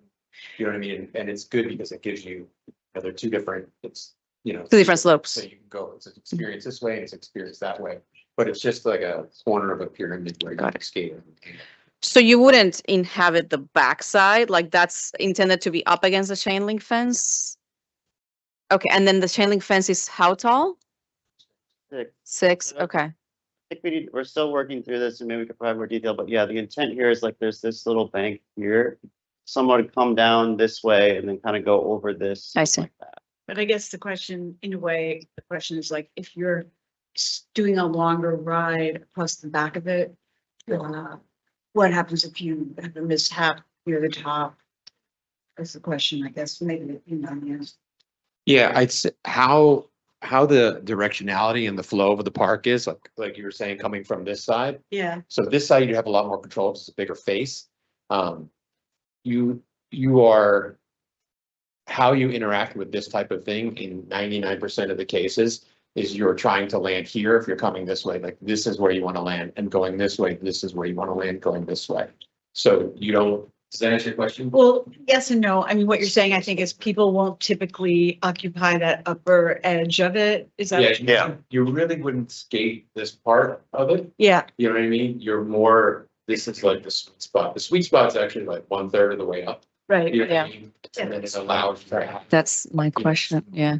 Yeah. Do you understand? Yes. Yes, that's. So you're not gonna like. So, I'm trying to do it in paper, right? It's like that, but there's a flat wall here. That's Manuel, that's kind of what I'm trying to get at. The illustration makes it look like there's a space behind.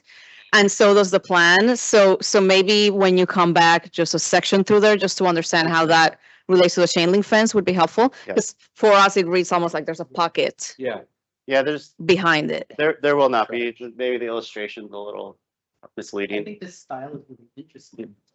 Yeah, it is confusing. It's, yeah, it's a fun drawing, but then I kind of still want a planometric and some sections to understand just those relationships. So similar question, where's the pointer?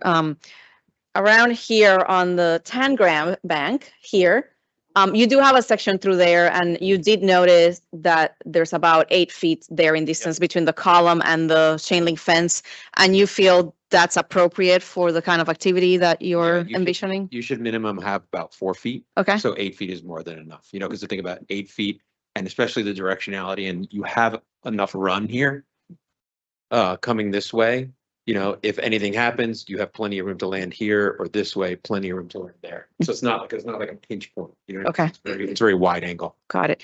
What about the base of the columns? Are you treating them in any way with any material that is soft in case someone does impact the column accidentally?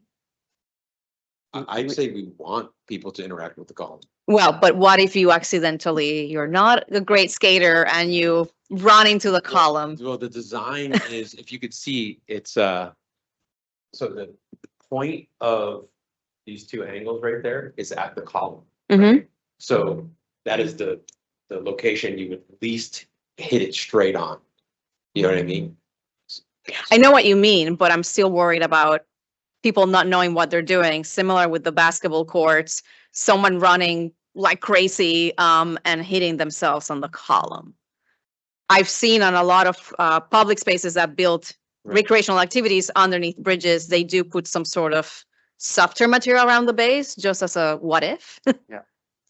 It's kind of no different than like a wall, a vertical wall that you skate on. Mm-hmm. So it is really more of a feature. It's actually like a bonus feature that's there. And I think that, anybody, how we designed it, to interact with that location, you will probably be a better skateboarder.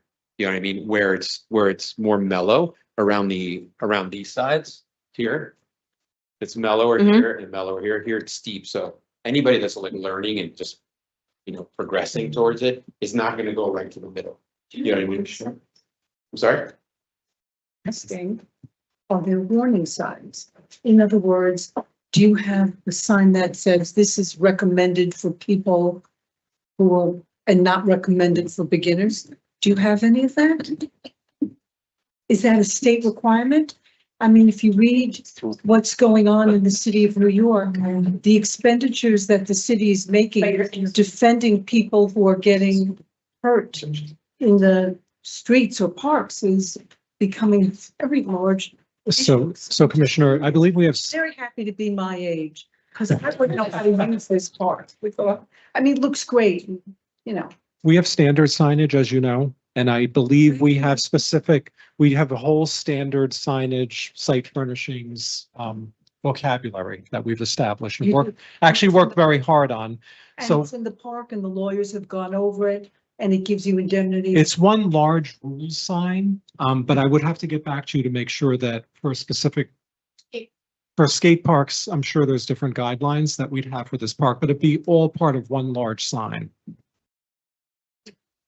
So just to conclude my thoughts, I get it that, you do want to work around it. I'm just a little bit worried more about this one in particular and the proximity of the steps to the column, perhaps just showing more sections or technical drawings around it in the future that show what those dimensions are. That may be sufficient because like Manuel said, this is a really cool graphic, but sometimes everything gets compressed to a point that is difficult to tell what is the space around it.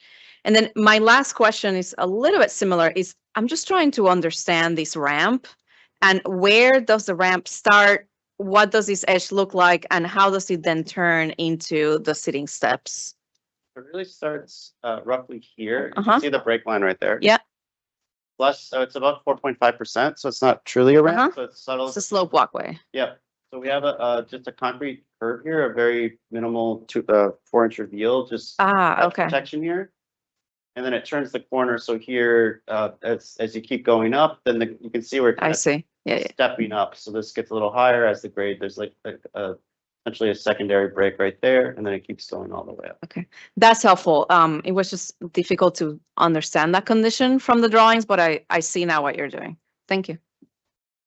Yeah, I like, the skate area compositionally, like the way that the colored bricks are working. I think that's really nice. Especially with the, the areas around the ramps are kind of angled and those counterforms. I'm just wondering, the basketball area and the tennis court area is so colorful. And then this area is gray. Is there a reason for that? Is there a reason you didn't also want to put color here too? I think originally it started with the idea we didn't want it to feel like other skate parks, which have that very bright concrete color. We wanted it to feel more like an urban plaza space. So our intent was that was the character. So like the colorful spaces were for the fitness, for the pickleball, for the basketball, and then in the skate park, we didn't want to do that because we wanted it more like an urban plaza feel to it. Because it's very unique. Skate parks don't usually do that. Usually they bring in like a bright orange or a bright purple or some color in the concrete. So we were kind of trying to think about it differently in this case. You wanted it to feel like a fountain space. Yes.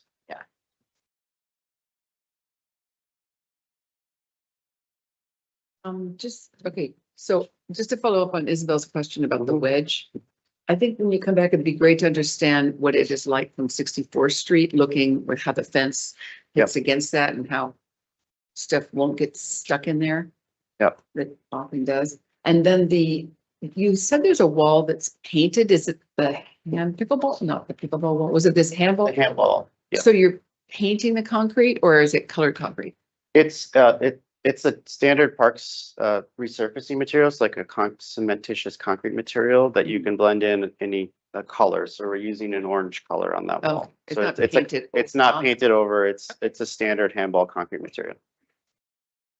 And also about that fence, you don't think somebody like ride up and try to, do a truck stall or 50-50 on top of the fence? Not that there's, not that that's necessarily a problem, but that seems like a kind of. Not that that's not, you don't consider that a problem? I mean, if you're like Steve, I think you could pull it off. I'm teasing you. So I'll just say I agree, like we're looking into that very closely right now. And I think for our final submission, we can provide a whole package, some views of it, some sections, because we are looking at that very closely right now.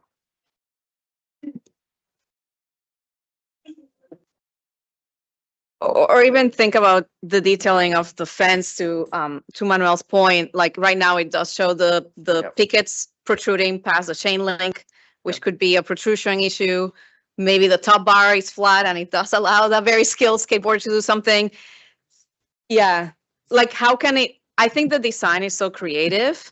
The fence has always felt to me like this very utilitarian break in the creative flow of the park. And still understanding is needed for safety, still understanding it needs to be chain link because of that bounciness, which I appreciate that notion.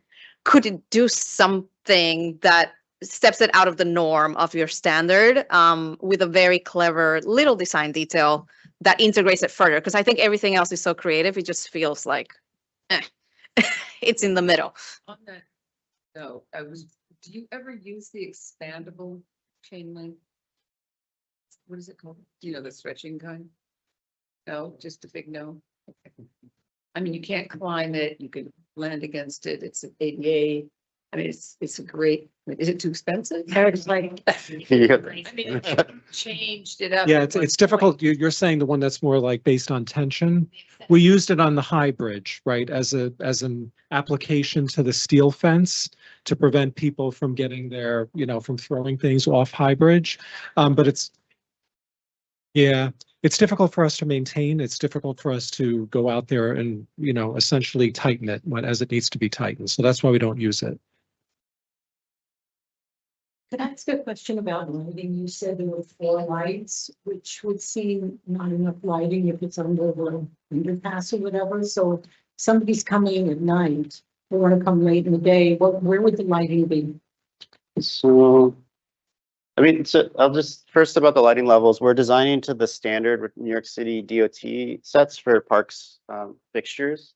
So there's in the DOT design manual, there's a standard level, which we're doing lighting level studies. So the spacing is based on that standard.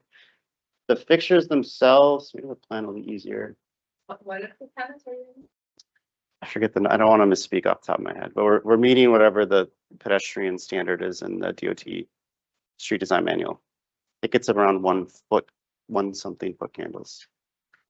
I don't recall the specific foot candles either. Standard overall. For parks, yeah. You know, because this is under an elevated highway.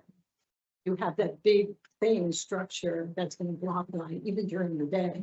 So how is that being looked at in terms of the? I mean, I don't know if, Michael, if you have anything to add, like, the state DOT ever do anything special underneath these spaces, or?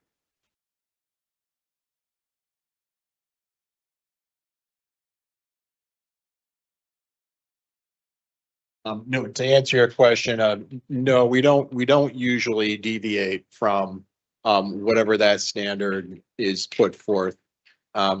Typically, even with elevated viaducts in our experience, in past projects, it's been more than sufficient, going with the lighting recommendations or the standards that are usually handed down to us for this kind of a use.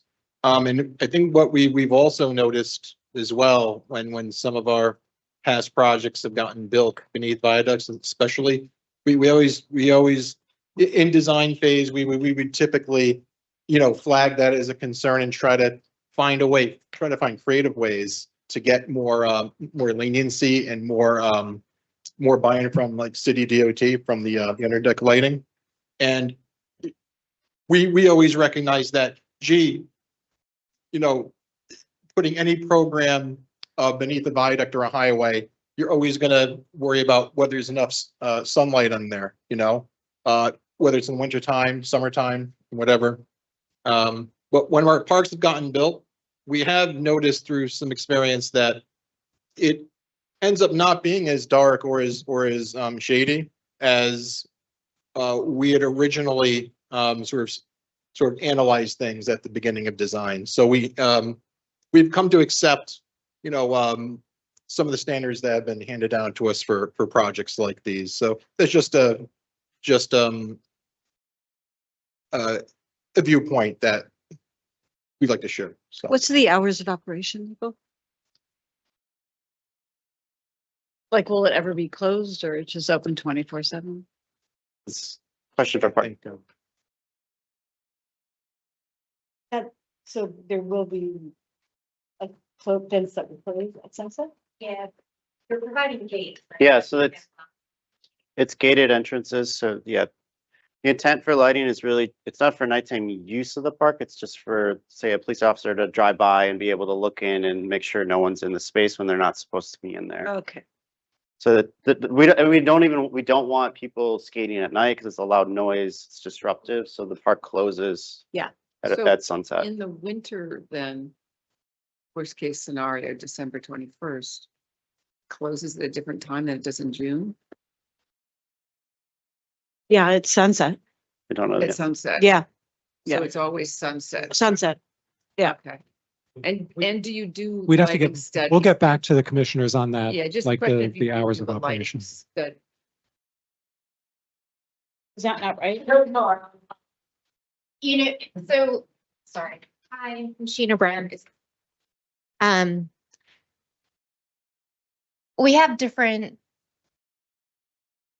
conditions for different parks, right? So based on our manpower, we try to, in most parks, close each park every night. We're unable to in many cases. Yeah. So I'm sorry, I think that Rio was actually just telling me on our website, we're open 6 a.m. to 12 p.m. during the summer season. So we can confirm that for you and So, get but back to to you. I Ellen's question, apologize. then what it means is that this will be open sometimes every day. Perhaps, yeah.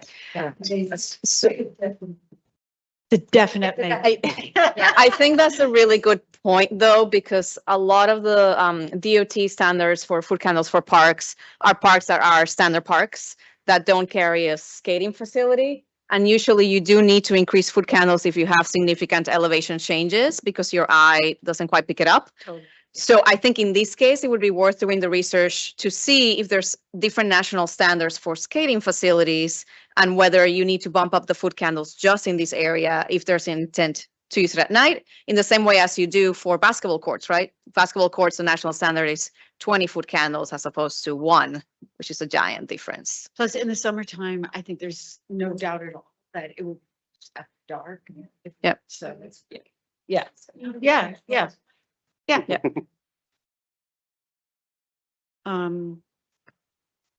Any questions from anyone else? Okay, I'm wondering, can we go to the fencing diagram, Yep. 37? Okay, I really appreciate, Eric, your description of why we needed the chain link through the center, which makes complete sense.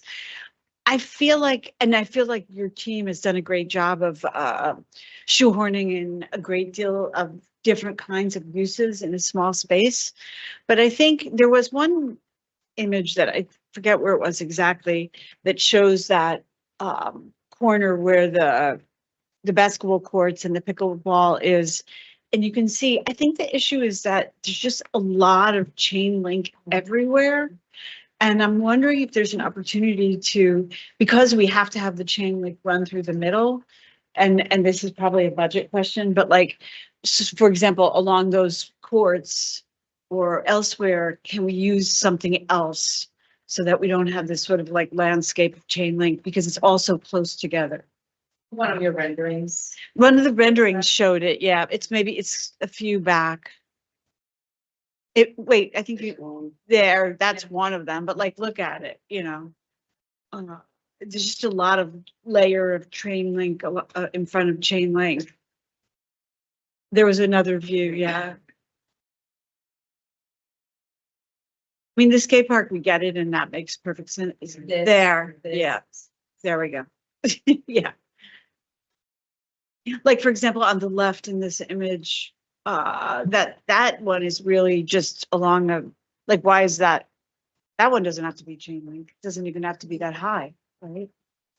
Well, I guess, so this one in the foreground, this is essentially the enclosure fence for the skate park, Oh, I see. which So it has a gate and the gate needs to be the closed gate would typically be in a closed condition. on the day-to-day while the people are. day-to-day while people are using the skate park. Ugh. So generally one leaf would be open and then it would just be dialed into the ground. The other one would be the one that people would enter and exit through the skate park. And that's a Parks Department standard. Yeah. We also wanted to consider maintenance. Sorry.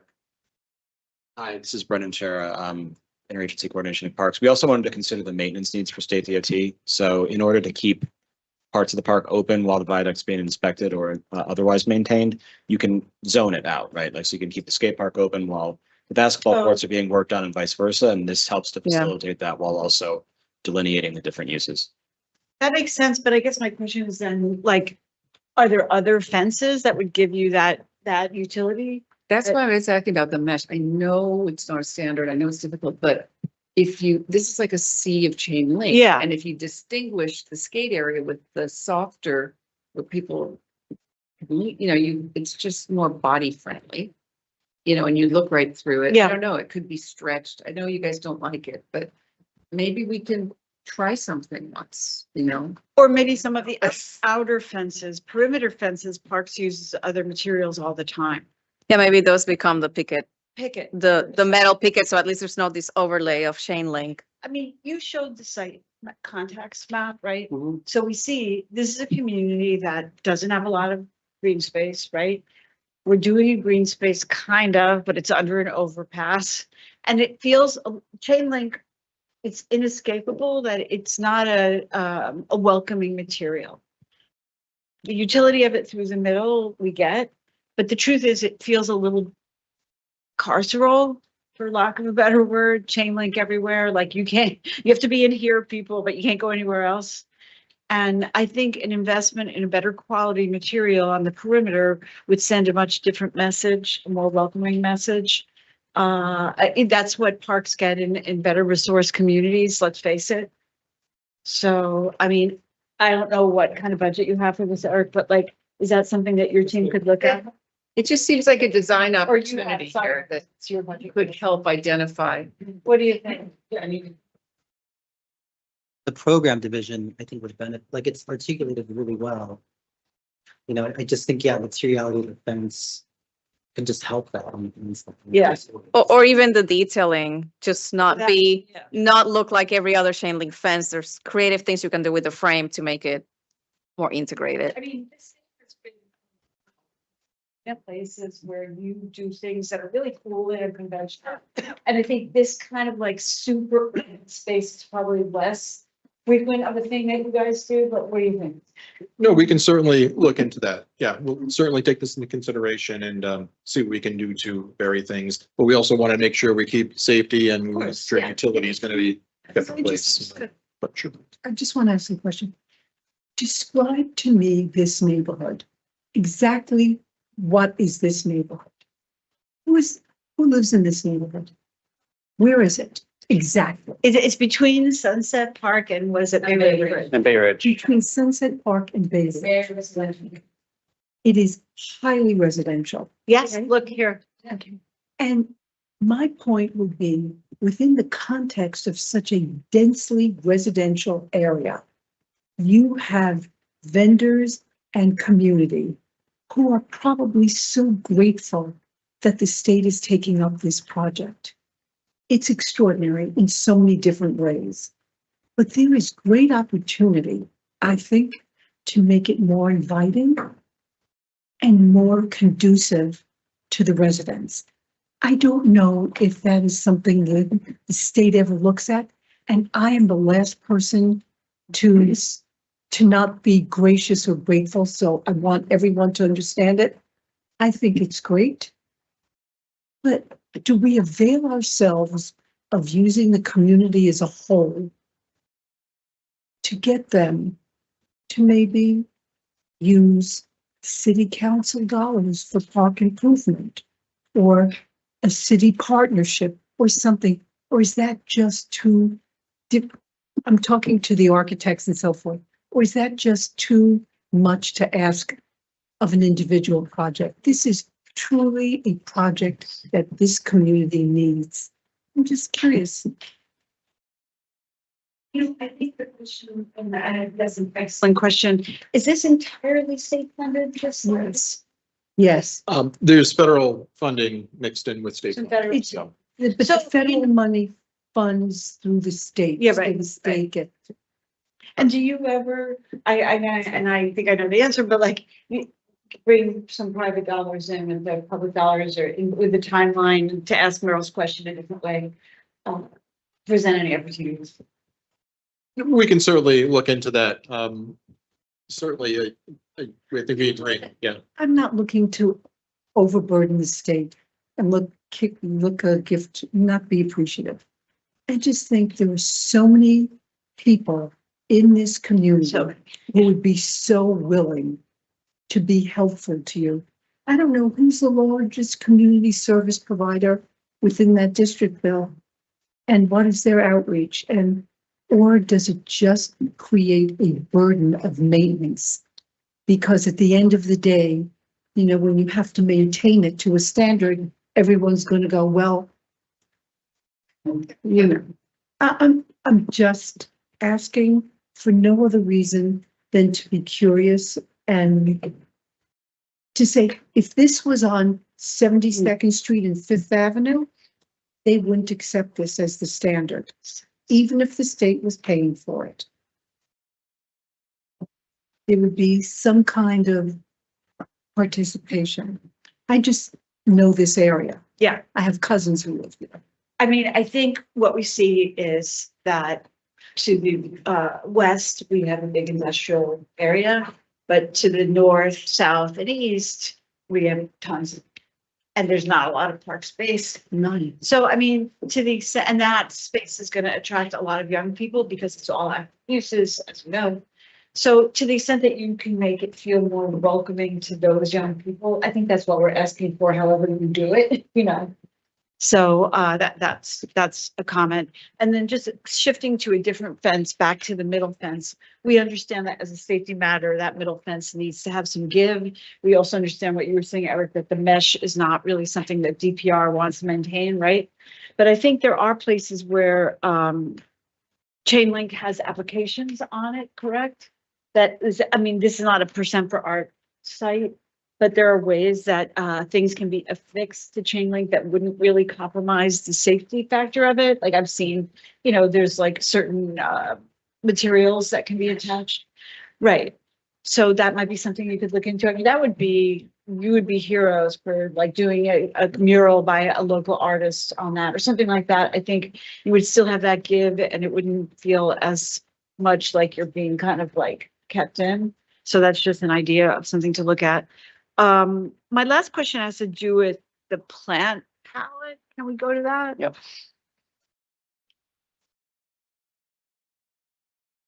Really appreciate, by the way, that you're adding a lot of plants. I think that's great. And I like it that you put them where you have sun. Yep. So, you know, that's great.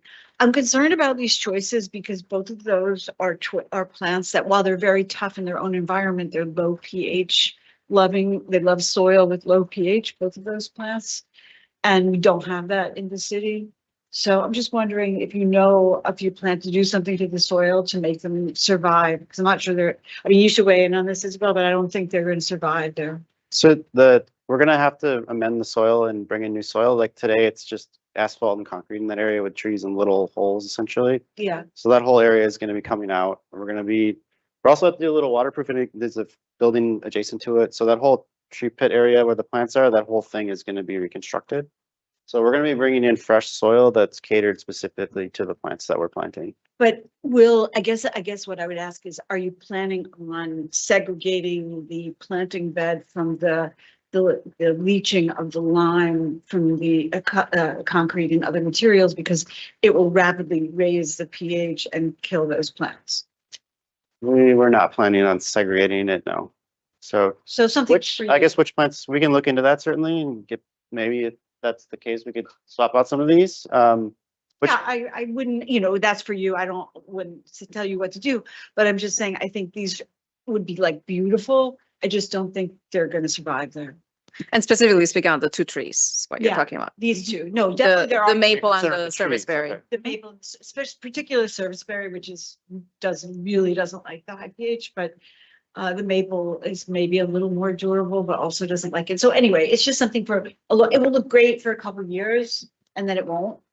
So if you're going to make the investment, why not put something that will continue to mature? That's Sure. all. We can certainly look into that. These plants I'm very comfortable with. I plant these on a lot of projects and see they're very tough. Okay, so about the trees. Okay, Yeah. we can certainly look at that, and then Parks has a standard list. We can look at some other options. Yep. Parks doesn't usually use these plants in this kind of setting for that reason, I think. And if you think, if you have some reason why you think that the risk that I'm proposing isn't inherent here, great. But I think typically that would be what the evolution would be over like 5-10 years. No, that's certainly valid. Okay, so any last comments before I summarize and we take a vote? So I actually wanted to advocate for something. In any case, it's my last meeting. So the lighting really sticks out at nighttime because I'm thinking this is also a very family friendly spot. You're trying to cater to teenagers too that use skate parks. So if you increase the time it can be used at night, it'll also be better for that entire neighborhood. And then it'd be more safe for them to use as well. And I think this is next to a police precinct and some other industrial areas. So just advocating for under the elevated lighting because it has been done in other projects in a good way. So I think the baseline has it. We're looking at it. So it's doable and it's a state to state, I think, conversation. So it's also I just want to add unique. too, yeah, I mean, actually, I used to do a lot of work in this area, and that's Brooklyn Army Terminal is right behind it. Right. And a lot of the circulation studies it was hard to connect, I think they called it Upland, like Sunset Park, to the waterfront. And, the free, the Brooklyn Expressway, is a kind of barrier. And so anything that can be done to help, increase the circulation between like the neighborhood and the waterfront helps. And I think lighting was a big part of that. Yeah. Making it feel safe and it's safe to walk when you're like the.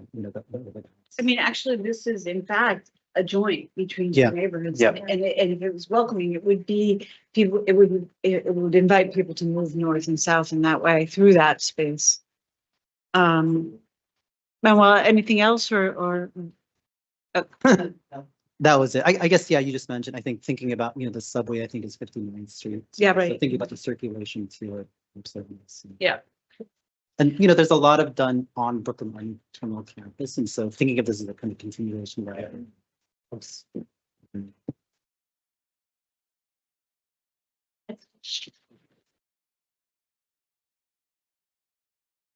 Okay. We're here and we're out of Queens in Long Island City. Queens, so- Yes. Okay, so in summary, when you come back for final, we look forward to seeing the results of your study about the light and thinking about that. Similarly, about the fencing, what can be done with the middle fencing and all of it to just feel a little less chain linkish. And then also clarification of that 64th Street pyramid thing. Yep. In the skate park, like what's happening behind that thing. And finally, like just look into the plans. Yep. See what you're gonna do with that. I want to say, just because we had a lot of comments, to just take a step back and say, from my perspective, this is a very successful plan for a very small, difficult space. So what we're trying to do here is make it really realize its promise. And I want to just recognize that a lot of strong moves have been made here. I think the idea of making the skate park feel like a found space was like kind of counterintuitive. And I was like wrapping my mind around that. And I was like, you know what? If I'm like 16 and I love to skate, I'll probably think that's really cool. And if it has bright colors on the ground, I probably think it's like, I'm not a child. So like, even though I am. So anyway, I think that was a clever thing to do.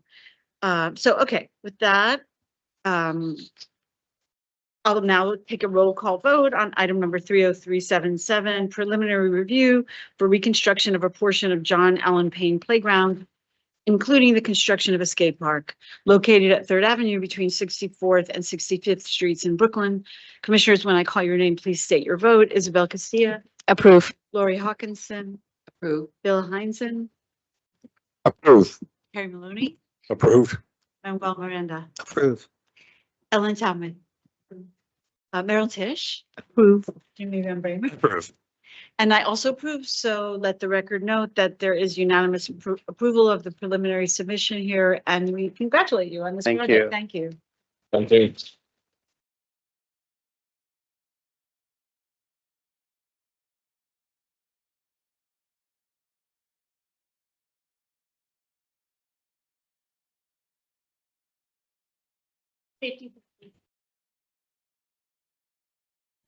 Oh, yes, we can add that. Yeah, you'll add that to the notes. Yeah. If you could just save that.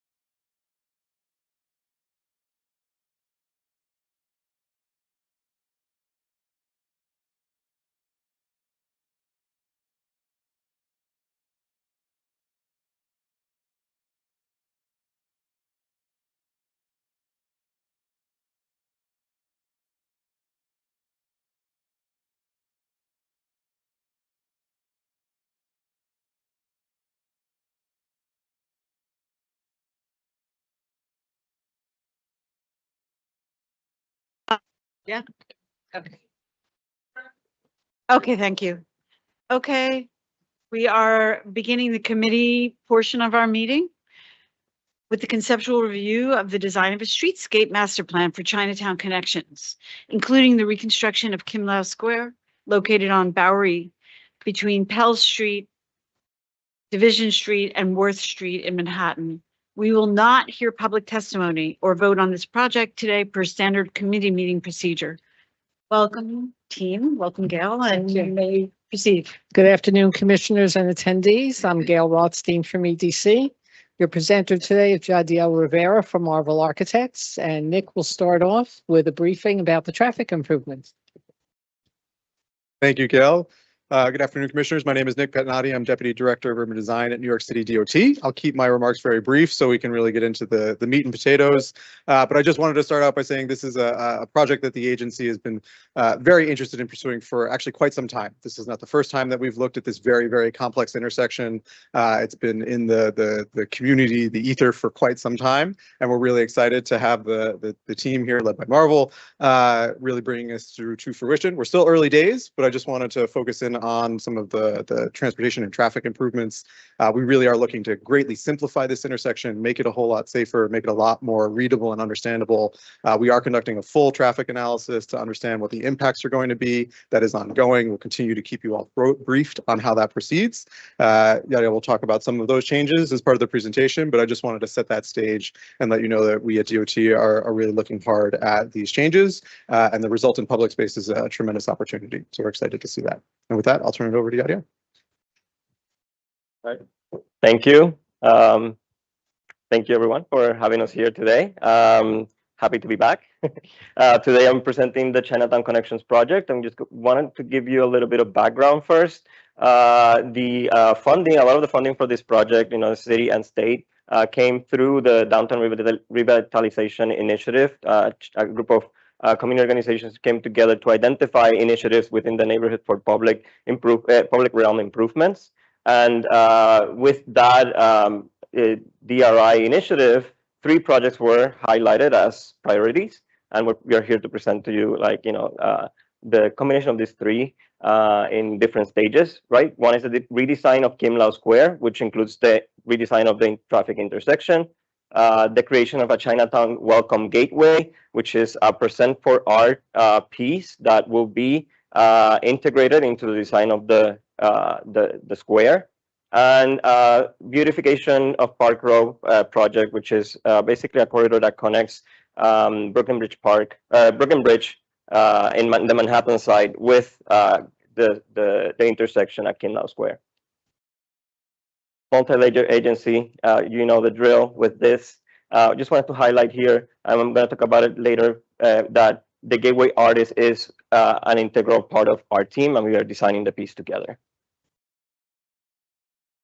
The site boundary for the Kim Lau Square intersection is this orange boundary that you see here in this slide, and that's because beyond the existing plaza, right, we are looking at the articulation of the intersection. The red is the current plaza space. Within that, there is the Memorial Arch, which is a landmark piece. And then there's also the General Lindsay Shue statue right there, very close by, all of which are an integral part of this project. Quickly in timelines, all of this is happening in parallel but staggered, right? The orange is the redesign of the square itself. We're somewhere here in schematic. When we started also with the EDC and the community started to develop a gateway brief for our piece.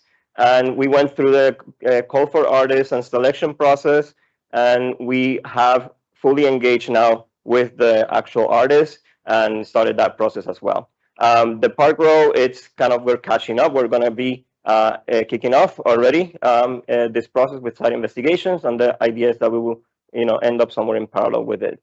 At the top, you see another project, which is the New York City Parks Memorial Arch Restoration. And I can jump to the next slide because this is a project that New York City Parks is going through right now. It's slated to be completed this year, maybe end of summer. And basically is to restore in place critical damage that the memorial suffered. Basically repairing the arch and bringing it back to its original state in the location that it is today. And that process is ongoing. The artists, like I mentioned, we are right now engaging with the community on, and stakeholders for, developing the initial concept designs for the art piece. And the artist is Jennifer Wenma.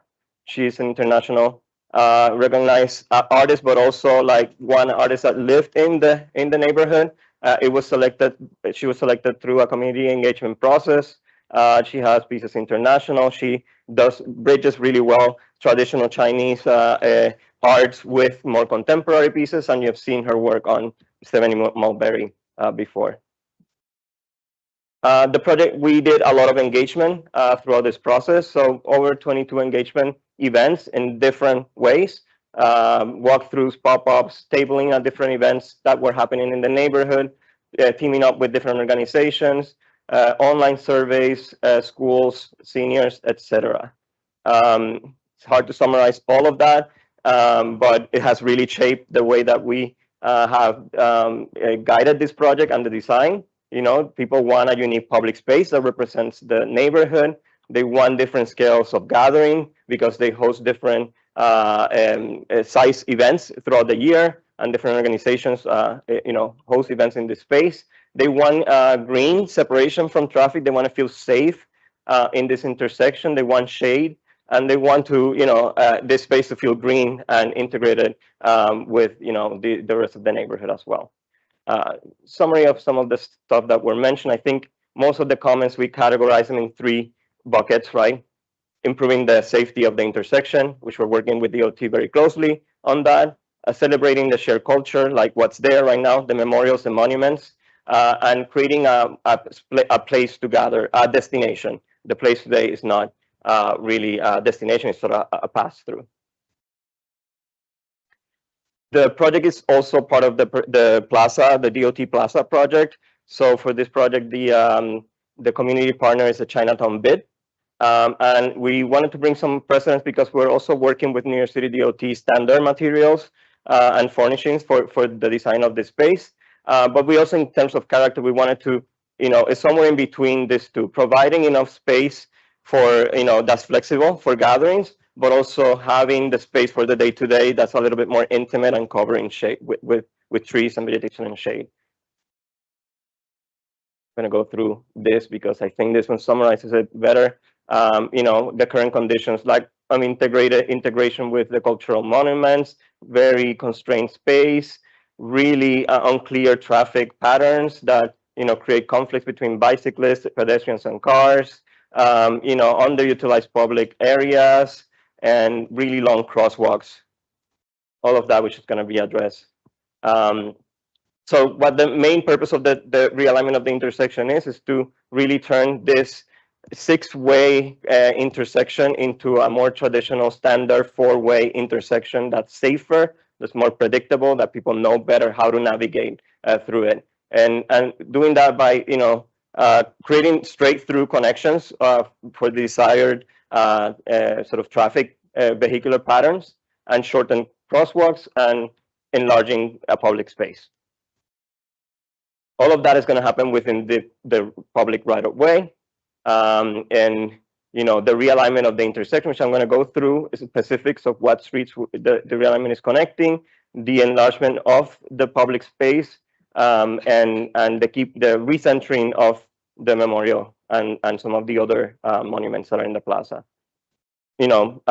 Currently today on the left, the top 5 movements are always a turn, which creates very unsafe conditions for pedestrians. The realignment of the intersection basically connects directly through traffic between St. James and Bowery, and Worth Street and East Broadway, which are one of the top most desired connections currently. Shortening of the crosswalks is another thing that this intersection realignment is doing. And not only that, but as you make the intersection a little bit more standard, the turns and the conflicts between pedestrians that are trying to cross and turnings are reduced by significantly. Bicycle network, currently today goes through East Broadway and is supposed to connect down to Park Row. What happens is that people bike through the plaza or take other shortcuts, right? So the proposal creates an area of protected bike lane and then connects more directly to between the two.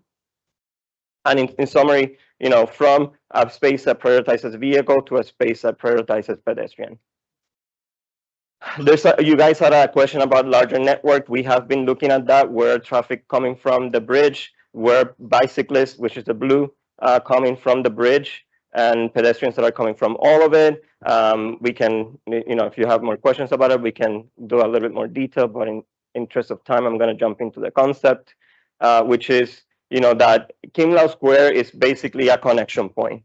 It's a gateway to Chinatown. We want to make sure that this project allows for the interconnection of the public spaces and the streets that and the desired through lines that the community has in at this intersection. The public plaza will serve as a gateway to Chinatown, as a destination, expand the public space, and minimize conflict between different modes of movement.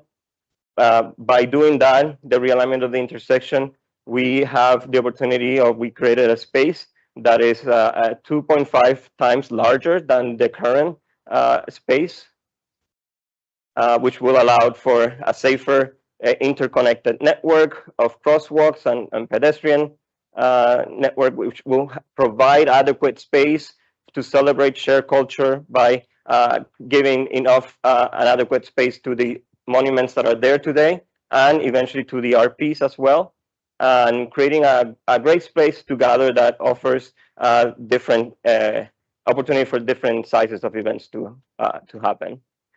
So prioritizing circulations, East Broadway to Mott Street are two commercial corridors that there's a desire to to create that connection, and that the space serves as a connector, but also from Park Row to Doyer Street or Bowery, right, and that connection between the Brooklyn Bridge and Chinatown as an important connection that is not being used to the max today, right? There are existing events and processions that happen on the plaza, and I think that was also a priority on how we shape the space. The location of each of these monuments, and the idea that the community really wanted spaces that serve at different scales. That connection loop between commercial connection loop between Pell, Mott Street, and Doyers. Doyers is also a pedestrian alleyway, and this project will basically close that loop and create a safe loop for that pedestrian traffic to happen. And then we're looking at creating protective buffers with vegetation as much as we can from the space where people are going to be from the traffic that's adjacent to it. So all of that in summary, plus the community feedback, has led us to this concept, of meander, where we're trying to create the best connections possible between east and west, creating safe space that are buffered in the center for different activities that happen throughout the year, improving commercial corridor against the block, the buildings, and creating connections from south. This space used to be a through space, and what this concept does is that it turns it also into the potential of a place to go, a destination. So, that's what the plaza looks like today, or the intersection, and this is what we are proposing. So you see the flip of the plaza to the opposite side, the realignment of the traffic intersection, and the creation of different scales of spaces that could allow for day-to-day interactions, but also for larger events that happen throughout the year. Give us a little bit of dimension to this so that you guys understand. There are some planted islands. There are some trees that are in pavement with tree grades, but and then there's also this corridor here, which is a fire lane corridor that we are keeping. Other features that the plaza has, we're creating a protected space, not only a buffer with vegetation for the day-to-day, but also a security perimeter. So we're integrating security walls and bollards to actually protect pedestrians from vehicles and whatnot. I'm glad this section showed well, because so you can see some of those elements in this section, right? So that would be the plaza space, that would be the sidewalk on the street. Same here with the monument. This is the Lindsay Shue statue. To the left, the street, and to the right, the plaza.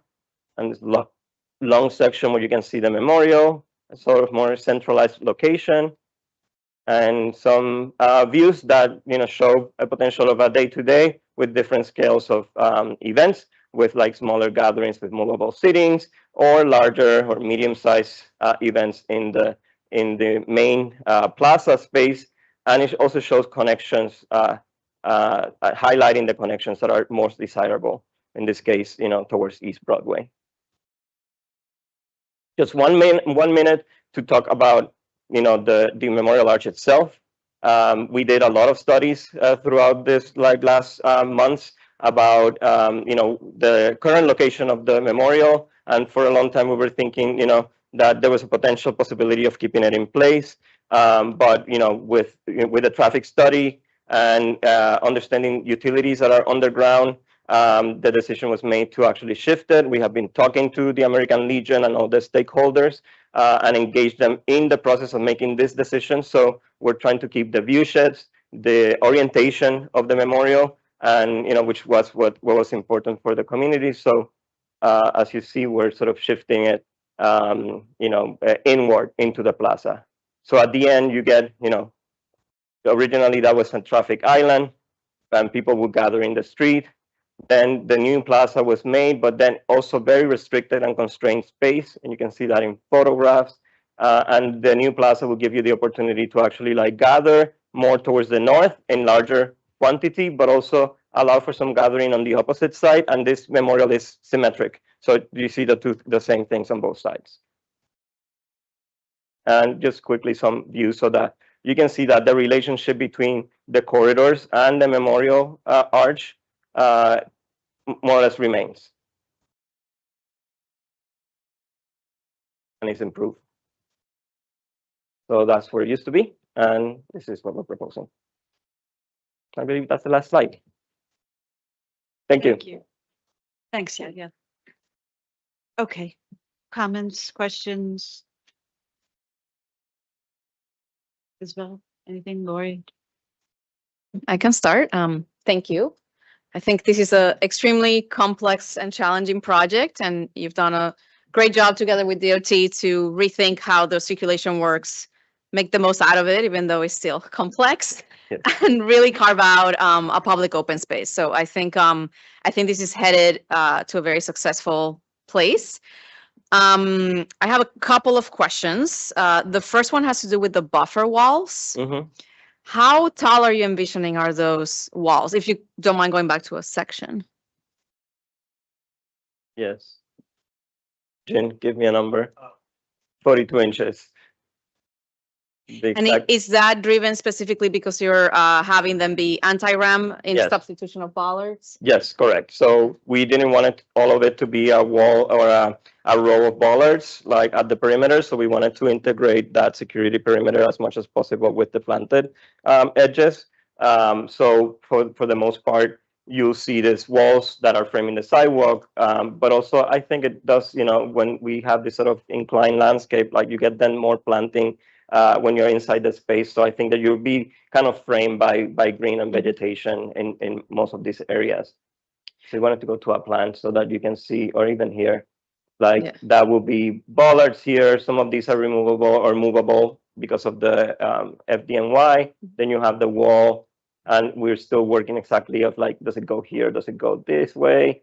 And then from here on is wall until you hit another point here. Yeah. I think it's a very clever way to buffer the plaza from street noise, which seems to be something that the community requested, and minimizing what could be perceived as a very consistent line of bollards. So I think that's great. I think the devil will be in the details. What is the materiality of that wall? Because 42 inches is quite high. So to make sure it doesn't feel like a traffic barrier, that takes away from the pedestrian nature of this. And also the planting selection to ensure that once the planting grows above those 42 inches, it doesn't obstruct views in, which could then lead to some safety concerns. So kind of seeing how that all evolves in the future, I think would be really good, but I would pay super close attention to the planting. Maybe you need to think about very low species at the top that maybe grow towards the bottom and in Yeah, a way they even yeah, out. yeah. But to really make sure those view corridors are clear, to avoid visibility issues. The second question I have is just overall kind of trying to understand your approach to the architectural expression of this place, the materiality. I know you're in super early stages and the drawings are abstract on purpose, but Chinatown does have a very rich cultural heritage that you see through the streets of Chinatown in color selection, in the symbols they use. And I'm just curious if you're thinking that would translate here somehow so that this public space is deeply grounded in that community as opposed to any other DOT plaza that we see across the rest of the city. Yeah, I think we're thinking of that in two ways, right? Because we really have a very complex project and there's a bunch of elements, right? Let's say like that also like, you know, are very important historic and cultural markers of the neighborhoods, right? So we are going to work, what we're exploring right now in terms of the paving is that, you know, we're using concrete and DOT standards for the plazas, but we're looking at different tinted concretes and exposed aggregate concrete as our options. But we also want to play around with a little bit with the scoring pattern of that to reflect the articulation and the sort of the vibrancy of the neighborhood. Also part of our conversations with Jennifer Wenma, you know, the artist, we're also trying to see if there are opportunities, you know, when we're sort of thinking about the art, if anything kind of gets, you know, becomes a part of the ground floor as well. But I think that what this plaza wants to be in a way is kind of the backdrop for all these other things that are going to happen. And in a way, it's sort of, you know, kind of neutral so to that the other things shine and all the other events that the community are gonna do here shine. So would you say that's your strategy now, Yadiel? Because I know before you were talking about something to do with the hydrological history here, which have you abandoned that? Or? No, I think geometry wise, you know, we explore various options, right? But we stay with this sort of like more organic and wavy geometry because our desire is to really indicate in the ground that, you know, these spaces are connected, especially because we also have spaces down here and up and on the side. As you're approaching the intersection, our limits are somewhere over here. I think what our idea will be is that pavement is concrete, but it will be distinct than what the sidewalks are, and that it really drives you in or like brings you in. And so we use the concept of the meander. We did get like also comments from the community about like, oh, water is important, but you know, water is difficult to do here as a water feature. Like, how can we integrate that idea into the design? And we thought, well, this is great. It's one of the thoughts that we had, that, you know, this sort of like flow, connected flow of pedestrians, not water, but pedestrians through the space is a way of expressing. But then there's a distinction between, it's not really so much about the hydrological history of this particular location in Manhattan. It's more about the movement of flows of people and suggesting that through what you're doing on the ground plane. Yes. I see. That's yeah. Okay. We were trying to do the dual meaning, but yes, it's more the more important part is that this is a connective. This is a place that wants to create this connection. So we are thinking more about the flow of people. So then just going back to Isabel, and this is my last piece on that, Isabel's question about architectural expression and the kind of strong identity, which is very much in evidence on the streets of Chinatown, of like architectural detailing, colors, signage, like and form also. Do you see the hydrological idea of flows at the ground plane as being able to accommodate that kind of canvas for activity? I think so. I mean, like. I'm just asking because, and I don't know the answer to it, like whether those two things would be supportive of each other or like at odds with each other. I don't really know the answer. I don't think that we want to make the space feel. I don't know. I don't think that through the design expression we're trying to make it feel more busy or complicated or intricate. I think we will work very carefully with the textures and the details and of the materials. but because Chinatown is a very vibrant neighborhood and it's not just about, and it's not, I don't think we need to Yeah, do, exactly. to overdo it, right? I don't think we need to overdo it. So we're gonna try to let it breathe and let all the other pieces that are part of the space, like, shine. Yeah. And for us, it's more about the fluidity of the movement I more see. than anything. Yeah. Thank you. And I think that's a great perspective, but I guess it brings a question. Are these colors you're showing in the plan indicative of those different paving patterns you're talking about, but not necessarily the exact color is more Yes. of a diagram of that? Yes, correct. So I think in doing that, the not overdoing it also will be needs to be very carefully thought of, because part of the geometry of the space has no boundaries. Yeah. And how do you then create these very fluid patterns that bring you in without having A line. a that line? cuts it. I think will be critical to not making it feel forced. Yeah. So to me, that's kind of the devil's in the details. If everything else is intended to be very neutral Yeah. and it's all about this paving, the paving needs to be strong, but also malleable to that idea of not having edges. Yeah. Agree. Like that's what we're embarking into in this next phase. Yeah, for sure. Right, Lori. Yeah, so I think on those lines, I was wondering what the brown was. Yeah, because the brown, when in your, Yeah. which I hope isn't a metaphor, because in the earth, water, hydrological, it's kind of the earth getting formed, but this is so far from that No. place. Yeah, the You know, it's colors. so hard, Yeah. as all the reasons that you've shown us, it's Yeah. so complicated. Yeah. The colors on this plan are not meant to be. Yeah. The colors are more So, you know, diagrammatic. Yeah. Exactly, like how do you, and well, just actually, I'm gonna jump to the artist.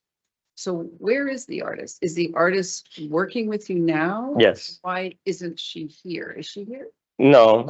It Jen. seems like this is a collaboration. Yeah. And she's a very strong, I mean, she's an incredible artist. Yeah. So, but she's collaborating with you Yeah. on this. So I'm very interested in how and where she's part of this. Yeah. Right? Because I don't think it seems like she's gonna do a plaza plot. No, hopefully not.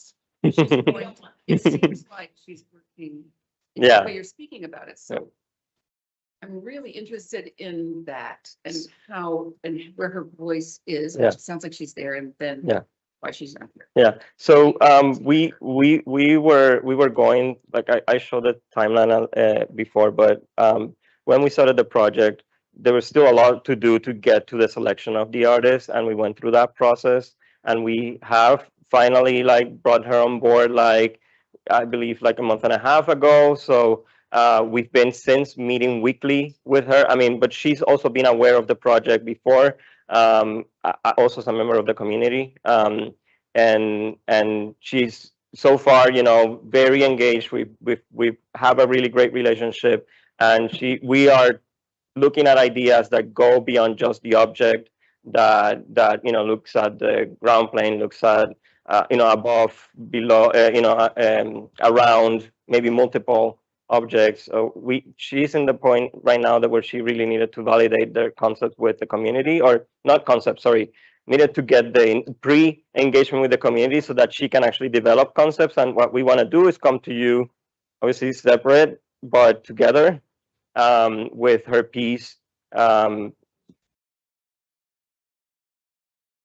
No, it is a collaboration, but because the time frame were offset from each other, we're sort of bringing her in and up to speed and doing as much as we can to with her to really integrate this piece into the project. There was no design. We did not select a design when we selected the artist. So It's just the way you're saying this piece that I'm. Yeah. I'm not understanding. That's the part of when you say we're collaborating, but then there's this piece. So is she part of the team, like an equal Yes. member of the team as a collaborator? Yes. You're exchanging. At this point, hats. at You're this point. Exchanging hats. At this point, we are. Yes, finally. I mean, I think Yeah. it's great. I Yeah. think it's a great idea, Yeah. but you've really got to like stay together. Yeah. That's the mission. That's the point. Yeah. I guess that would be my question too about the artist. So if the artist is part of the design, overall design, how would that influence or revitalize what you're showing us the preliminary Yeah. design? Yeah.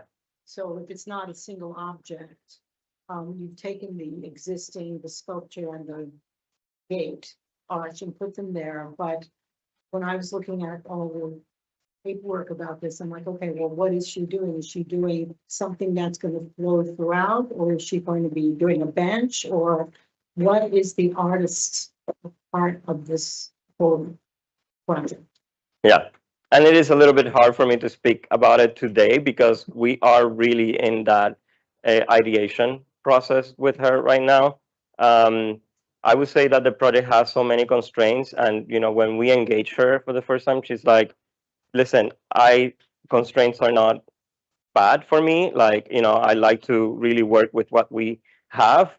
The location of the memorial and the Lindsay Shue statue were also two other stakeholders, important stakeholders that we had to engage and bring to the table together. They agree finally that they were going to share that space together. So that was a really big milestone that Jennifer is also with us taking on, right? Those elements are going to be there. So whatever this piece is will really speak well to it. And I keep saying peace, but I shouldn't say peace. I shouldn't say peace. For a lack of a better word, yeah, the RP, they are, yeah, agree. Yeah. Is it working? Yeah. Good comments. I mean, I will keep that in mind as we continue to meet weekly with her, and it's like, ensure that it's not perceived as a standalone piece, but something that's more integrated. Yeah. Can we look at the plan? Yeah. Adele? Yeah, there we go. Okay. What I'm wondering, first of all, I just want to say, and I think it needs to be said, that what you and your team and DOT are doing here is something that is kind of like intuitive, but also super radical. And we really appreciate the kind of rethinking, particularly the connection of Doyers and Mott, and how now that's the plaza and the gate just shifts back a few feet. Mhm, It's on the other side of the street. Like all of that, when it's done, it will just seem like that's how it should have. It should have been. It should have always been. Yeah. But like, there's many places in our city that need this kind of creative rethinking, given our transportation modes. And I for one, am like really pleased with what you're doing here. And I think it's very exciting, and it says a lot for where we're going as a city, like in terms of reclaiming these little like vestigial spaces that currently kind of do nothing. I mean, Yeah. you showed the images, right? Yeah. And now this will become, the minute it's done, every square inch of it will be covered with people. Yeah. That's how it will be. Yeah. Yeah. So, this is like a huge gift to our city, and really so much good thought went into this. So I just want to recognize that. So I also want to say, like, I think all the comments that have been made by fellow commissioners are like really helpful and great. So it's not that I'm questioning that, but this is like an amazing thing that is happening here. I'm wondering, like, these little sort of things like that, I don't kind of get it. So this particular location here is a bus stop. It's going to be a bus stop. Okay. Yeah. All right. So there's going to be a shelter, bus stop shelter there. Yeah. As well. Okay. So the idea is like bike lane, bus stop. Right. So that just has to be separate. What about this little thing? That seems like, Yeah, so that was just sort of a separation for the bike lane, but that is, those are two lines that are either curb as raised, or it's actually just like kind of like markers in the, right, okay. So you're not going to try to put plants there. Or something? No. There's no, 'Cause not enough space and not the right space for Yeah, that. right. Yeah. Yeah. I was Yeah. walking on Yeah. Park South today near Union Square, and I was just thinking that like horrible medium with the dead fastigiate trees, and thinking, Yeah. thinking about Yeah. this project. Yeah. Okay, good. And then like, I know that in the next iteration, you're going to address these like colors on the ground plane, but like, what is that indicating, or what is that? So it's either a change in color tone of a paver, let's just say for now, right? Like, or a textural change in the paver. But it also basically, I mean, the way that we sort of develop the articulation of the planters and the sort of like fluid shape, like it kind of wants to be, sometimes they're an extension of that, right? So this is sort of indicating a zone. There's a buffer zone between what your, your frontage of buildings is versus like what where the plaza space is, right? So I think there's like different types of circulations that will happen here, right? Like that as a movement For sure, versus yeah. versus if you're inhabiting. And I think that what we want to do with the change in color or material or texture is highlight those, right? Like, or like, work in a way that actually like it highlights the space that is creating. I think that makes sense in the square. I guess I would ask you to take a look at, to me, On the sides, yeah. there's like too much going on there. Yeah. And I think maybe considering simplification would be a good thing. Yeah. Because, if you go to Columbus Park today, for example, Yeah. which is not far from here, the density of use is so great. Yeah. That Yeah. a lot of complexity at the ground plane will be, it will amplify a chaotic feeling. Yeah. I think the thing here ultimately, even though I get what you're doing with the water and the flow, is going to need quieting down. Yeah. Yeah. It's not going to be a quiet, it'll be like a densely used space. So I would think Yeah. about, like in this, this center oval is a circle rather, that's one thing. And, that's another thing. And then I get that. I think here, I don't know. Yeah. So something I to was just consider. gonna add to that, because I also just am wondering about this. That's why I was asking about the brown. Yeah, It's kind yeah. of a general statement Yeah. because it's an unknown. But I think there are I walk around here a lot. Shortcuts, just, I gotta get there kind of thing.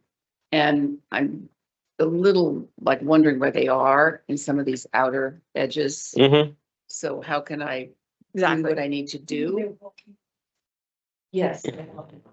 Like I just want to get to that crosswalk, but I love the green. I love this slowing down for other people. I love little pockets where people can get out of the Yeah. way and look at their maps like they're all doing around down here. Yeah. Yeah. So, but I think the kind of overlaying of both. Yeah, I mean, This is 60 For feet. circulation. So that's like maybe allows a little something on the side. This is 10 feet. Yeah. So I don't know. Yeah.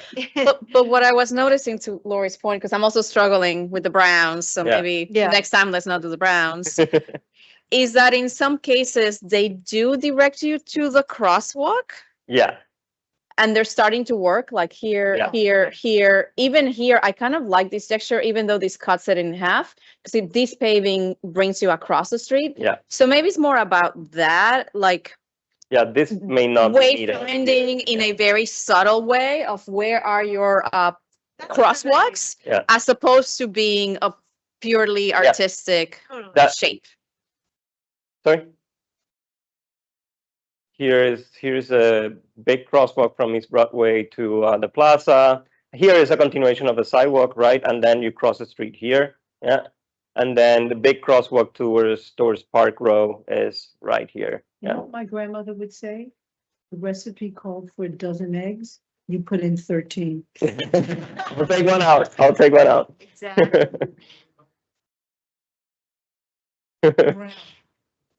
You go. Right here. Right now it's rotten eggs. Well, believe me, which is why I'm saying when they were talking about simplifying it, I always have a hard time figuring out. Like they should have shown more. Yeah. I hate this. Yeah. Yes. Well, what does it look like now though? Now you're not. Looks like hell. Now Yeah. it's There's a slide earlier. Yeah, yeah. So you just are like. No, No, yes. no, it's, yeah, rotten eggs. Yeah, no, it's horrible. Yeah. The Parks Department is having a big day today with DOT. Yeah. Lion in the lamb. Any more comments before I summarize, commissioners? Yeah, just one comment on Please. the placement of the statues or the existing monuments. I think the kind of gate works well. It's more visible from the street. It kind of functions in some ways as sort of informal Chinatown gate like you see in other cities. But the statue, actually, the Lin Shu statue, I know this neighborhood pretty well too. And for me, that's always kind of marked a threshold coming from East Broadway, Yeah. crossing over. And I know you also spoke to other stakeholders about it, but I think in this placement, it's not really doing that. Like its kind of existence as a sort of marker is neutralized somehow in the orientation and the placement. Like maybe if it were, I think it's because of the brown sort of like meanders and then this dashed line, like it's outside of all of that and it's more static. So I think that's something to consider. too. Yeah. I don't know if anyone else in the stakeholder group brought this up, but They, it feels neutralized, I think. in terms of Yeah. What That's a it really, was now. yeah. we presented options to the stakeholders. It was I think internally for them a difficult conversation to have also with the between them the organizations and they they expressed that they wanted to feel like they were part of this big plaza, that they have all shared the space together. Right now, really, like there's like almost like 20 feet between them, or very minimal. And in this new iteration, it's around 40. So they felt like, okay, this is kind of working. We looked at putting it here, like different options, and they came to an agreement as the community stakeholder organizations that they were going to share the space. We would like to play around with, like, is it there? Is it there? Is it a little bit more, but there's also a whole slew of underground things that we are looking at. And that's why right now it's right there. Yeah. Okay, so I just want to remind everyone, this is a conceptual master plan, so there's still a lot of time Yeah. to address any of these things, right? Yeah. Yeah. And Definitely. when we see it again the next time, we would love to understand better, like what's happening on the ground plane, and maybe even consider Isabel's idea of materials as wayfinding. Yeah. I mean, now they are already kind of doing that, Yeah. but maybe do it more More. intentionally. Yes. And then there were some questions around the artist's role and how she could be working on the landscape as opposed to the object. Yeah. So, I know that Like that's that. your intention. I like that. We'd love to, and I wonder if you might consider, Thank you. I wonder. Yeah. Thank you. I wonder if you might consider asking her to come present with you. Yes, for sure. Yeah. Because Next time, definitely. Yeah, no, and then for sure, we Yeah. know her work and Yeah. she's such a strong artist, and it would be good to understand how her role has played out on the landscape and not Yeah. just on the particular objects. For And then sure. finally, the placement of the statue. Yeah. And just thinking about, like, similarly, could that be more intentional and also recognize like its history, as Manuel described, as being like a landmark Yeah. in certain directions. Yeah. Yeah. But with that, I want to say, before we conclude the meeting, that I really, what's the timeline on this? Like, when can people expect to see this?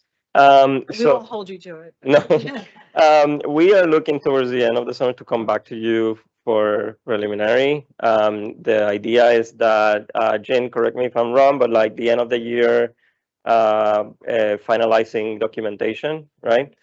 We are working with Jennifer on not only the design, but also, we'll work with her on the fabrication and the delivery of all of this. So that might extend, a little beyond when we finish the documentation of the plaza itself. And then construction will happen and installation will happen after that. So wait. I would say, Saying yeah. 2027, 28, 29, 30.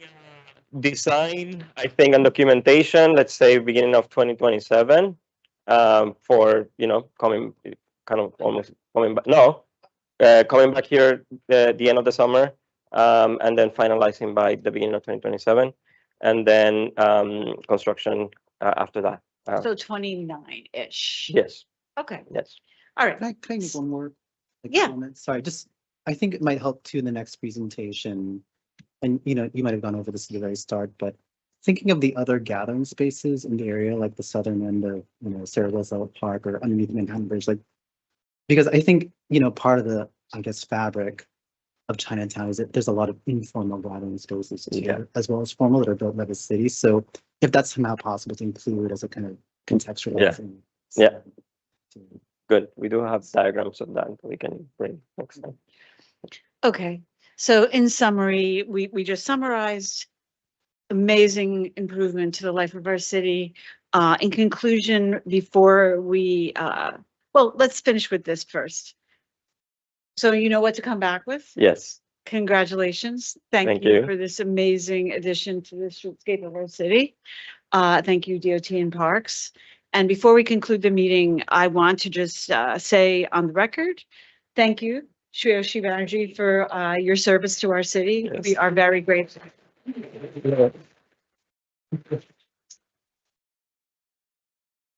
This concludes our meeting, and the public meeting is now adjourned. Yes, so everyone, we're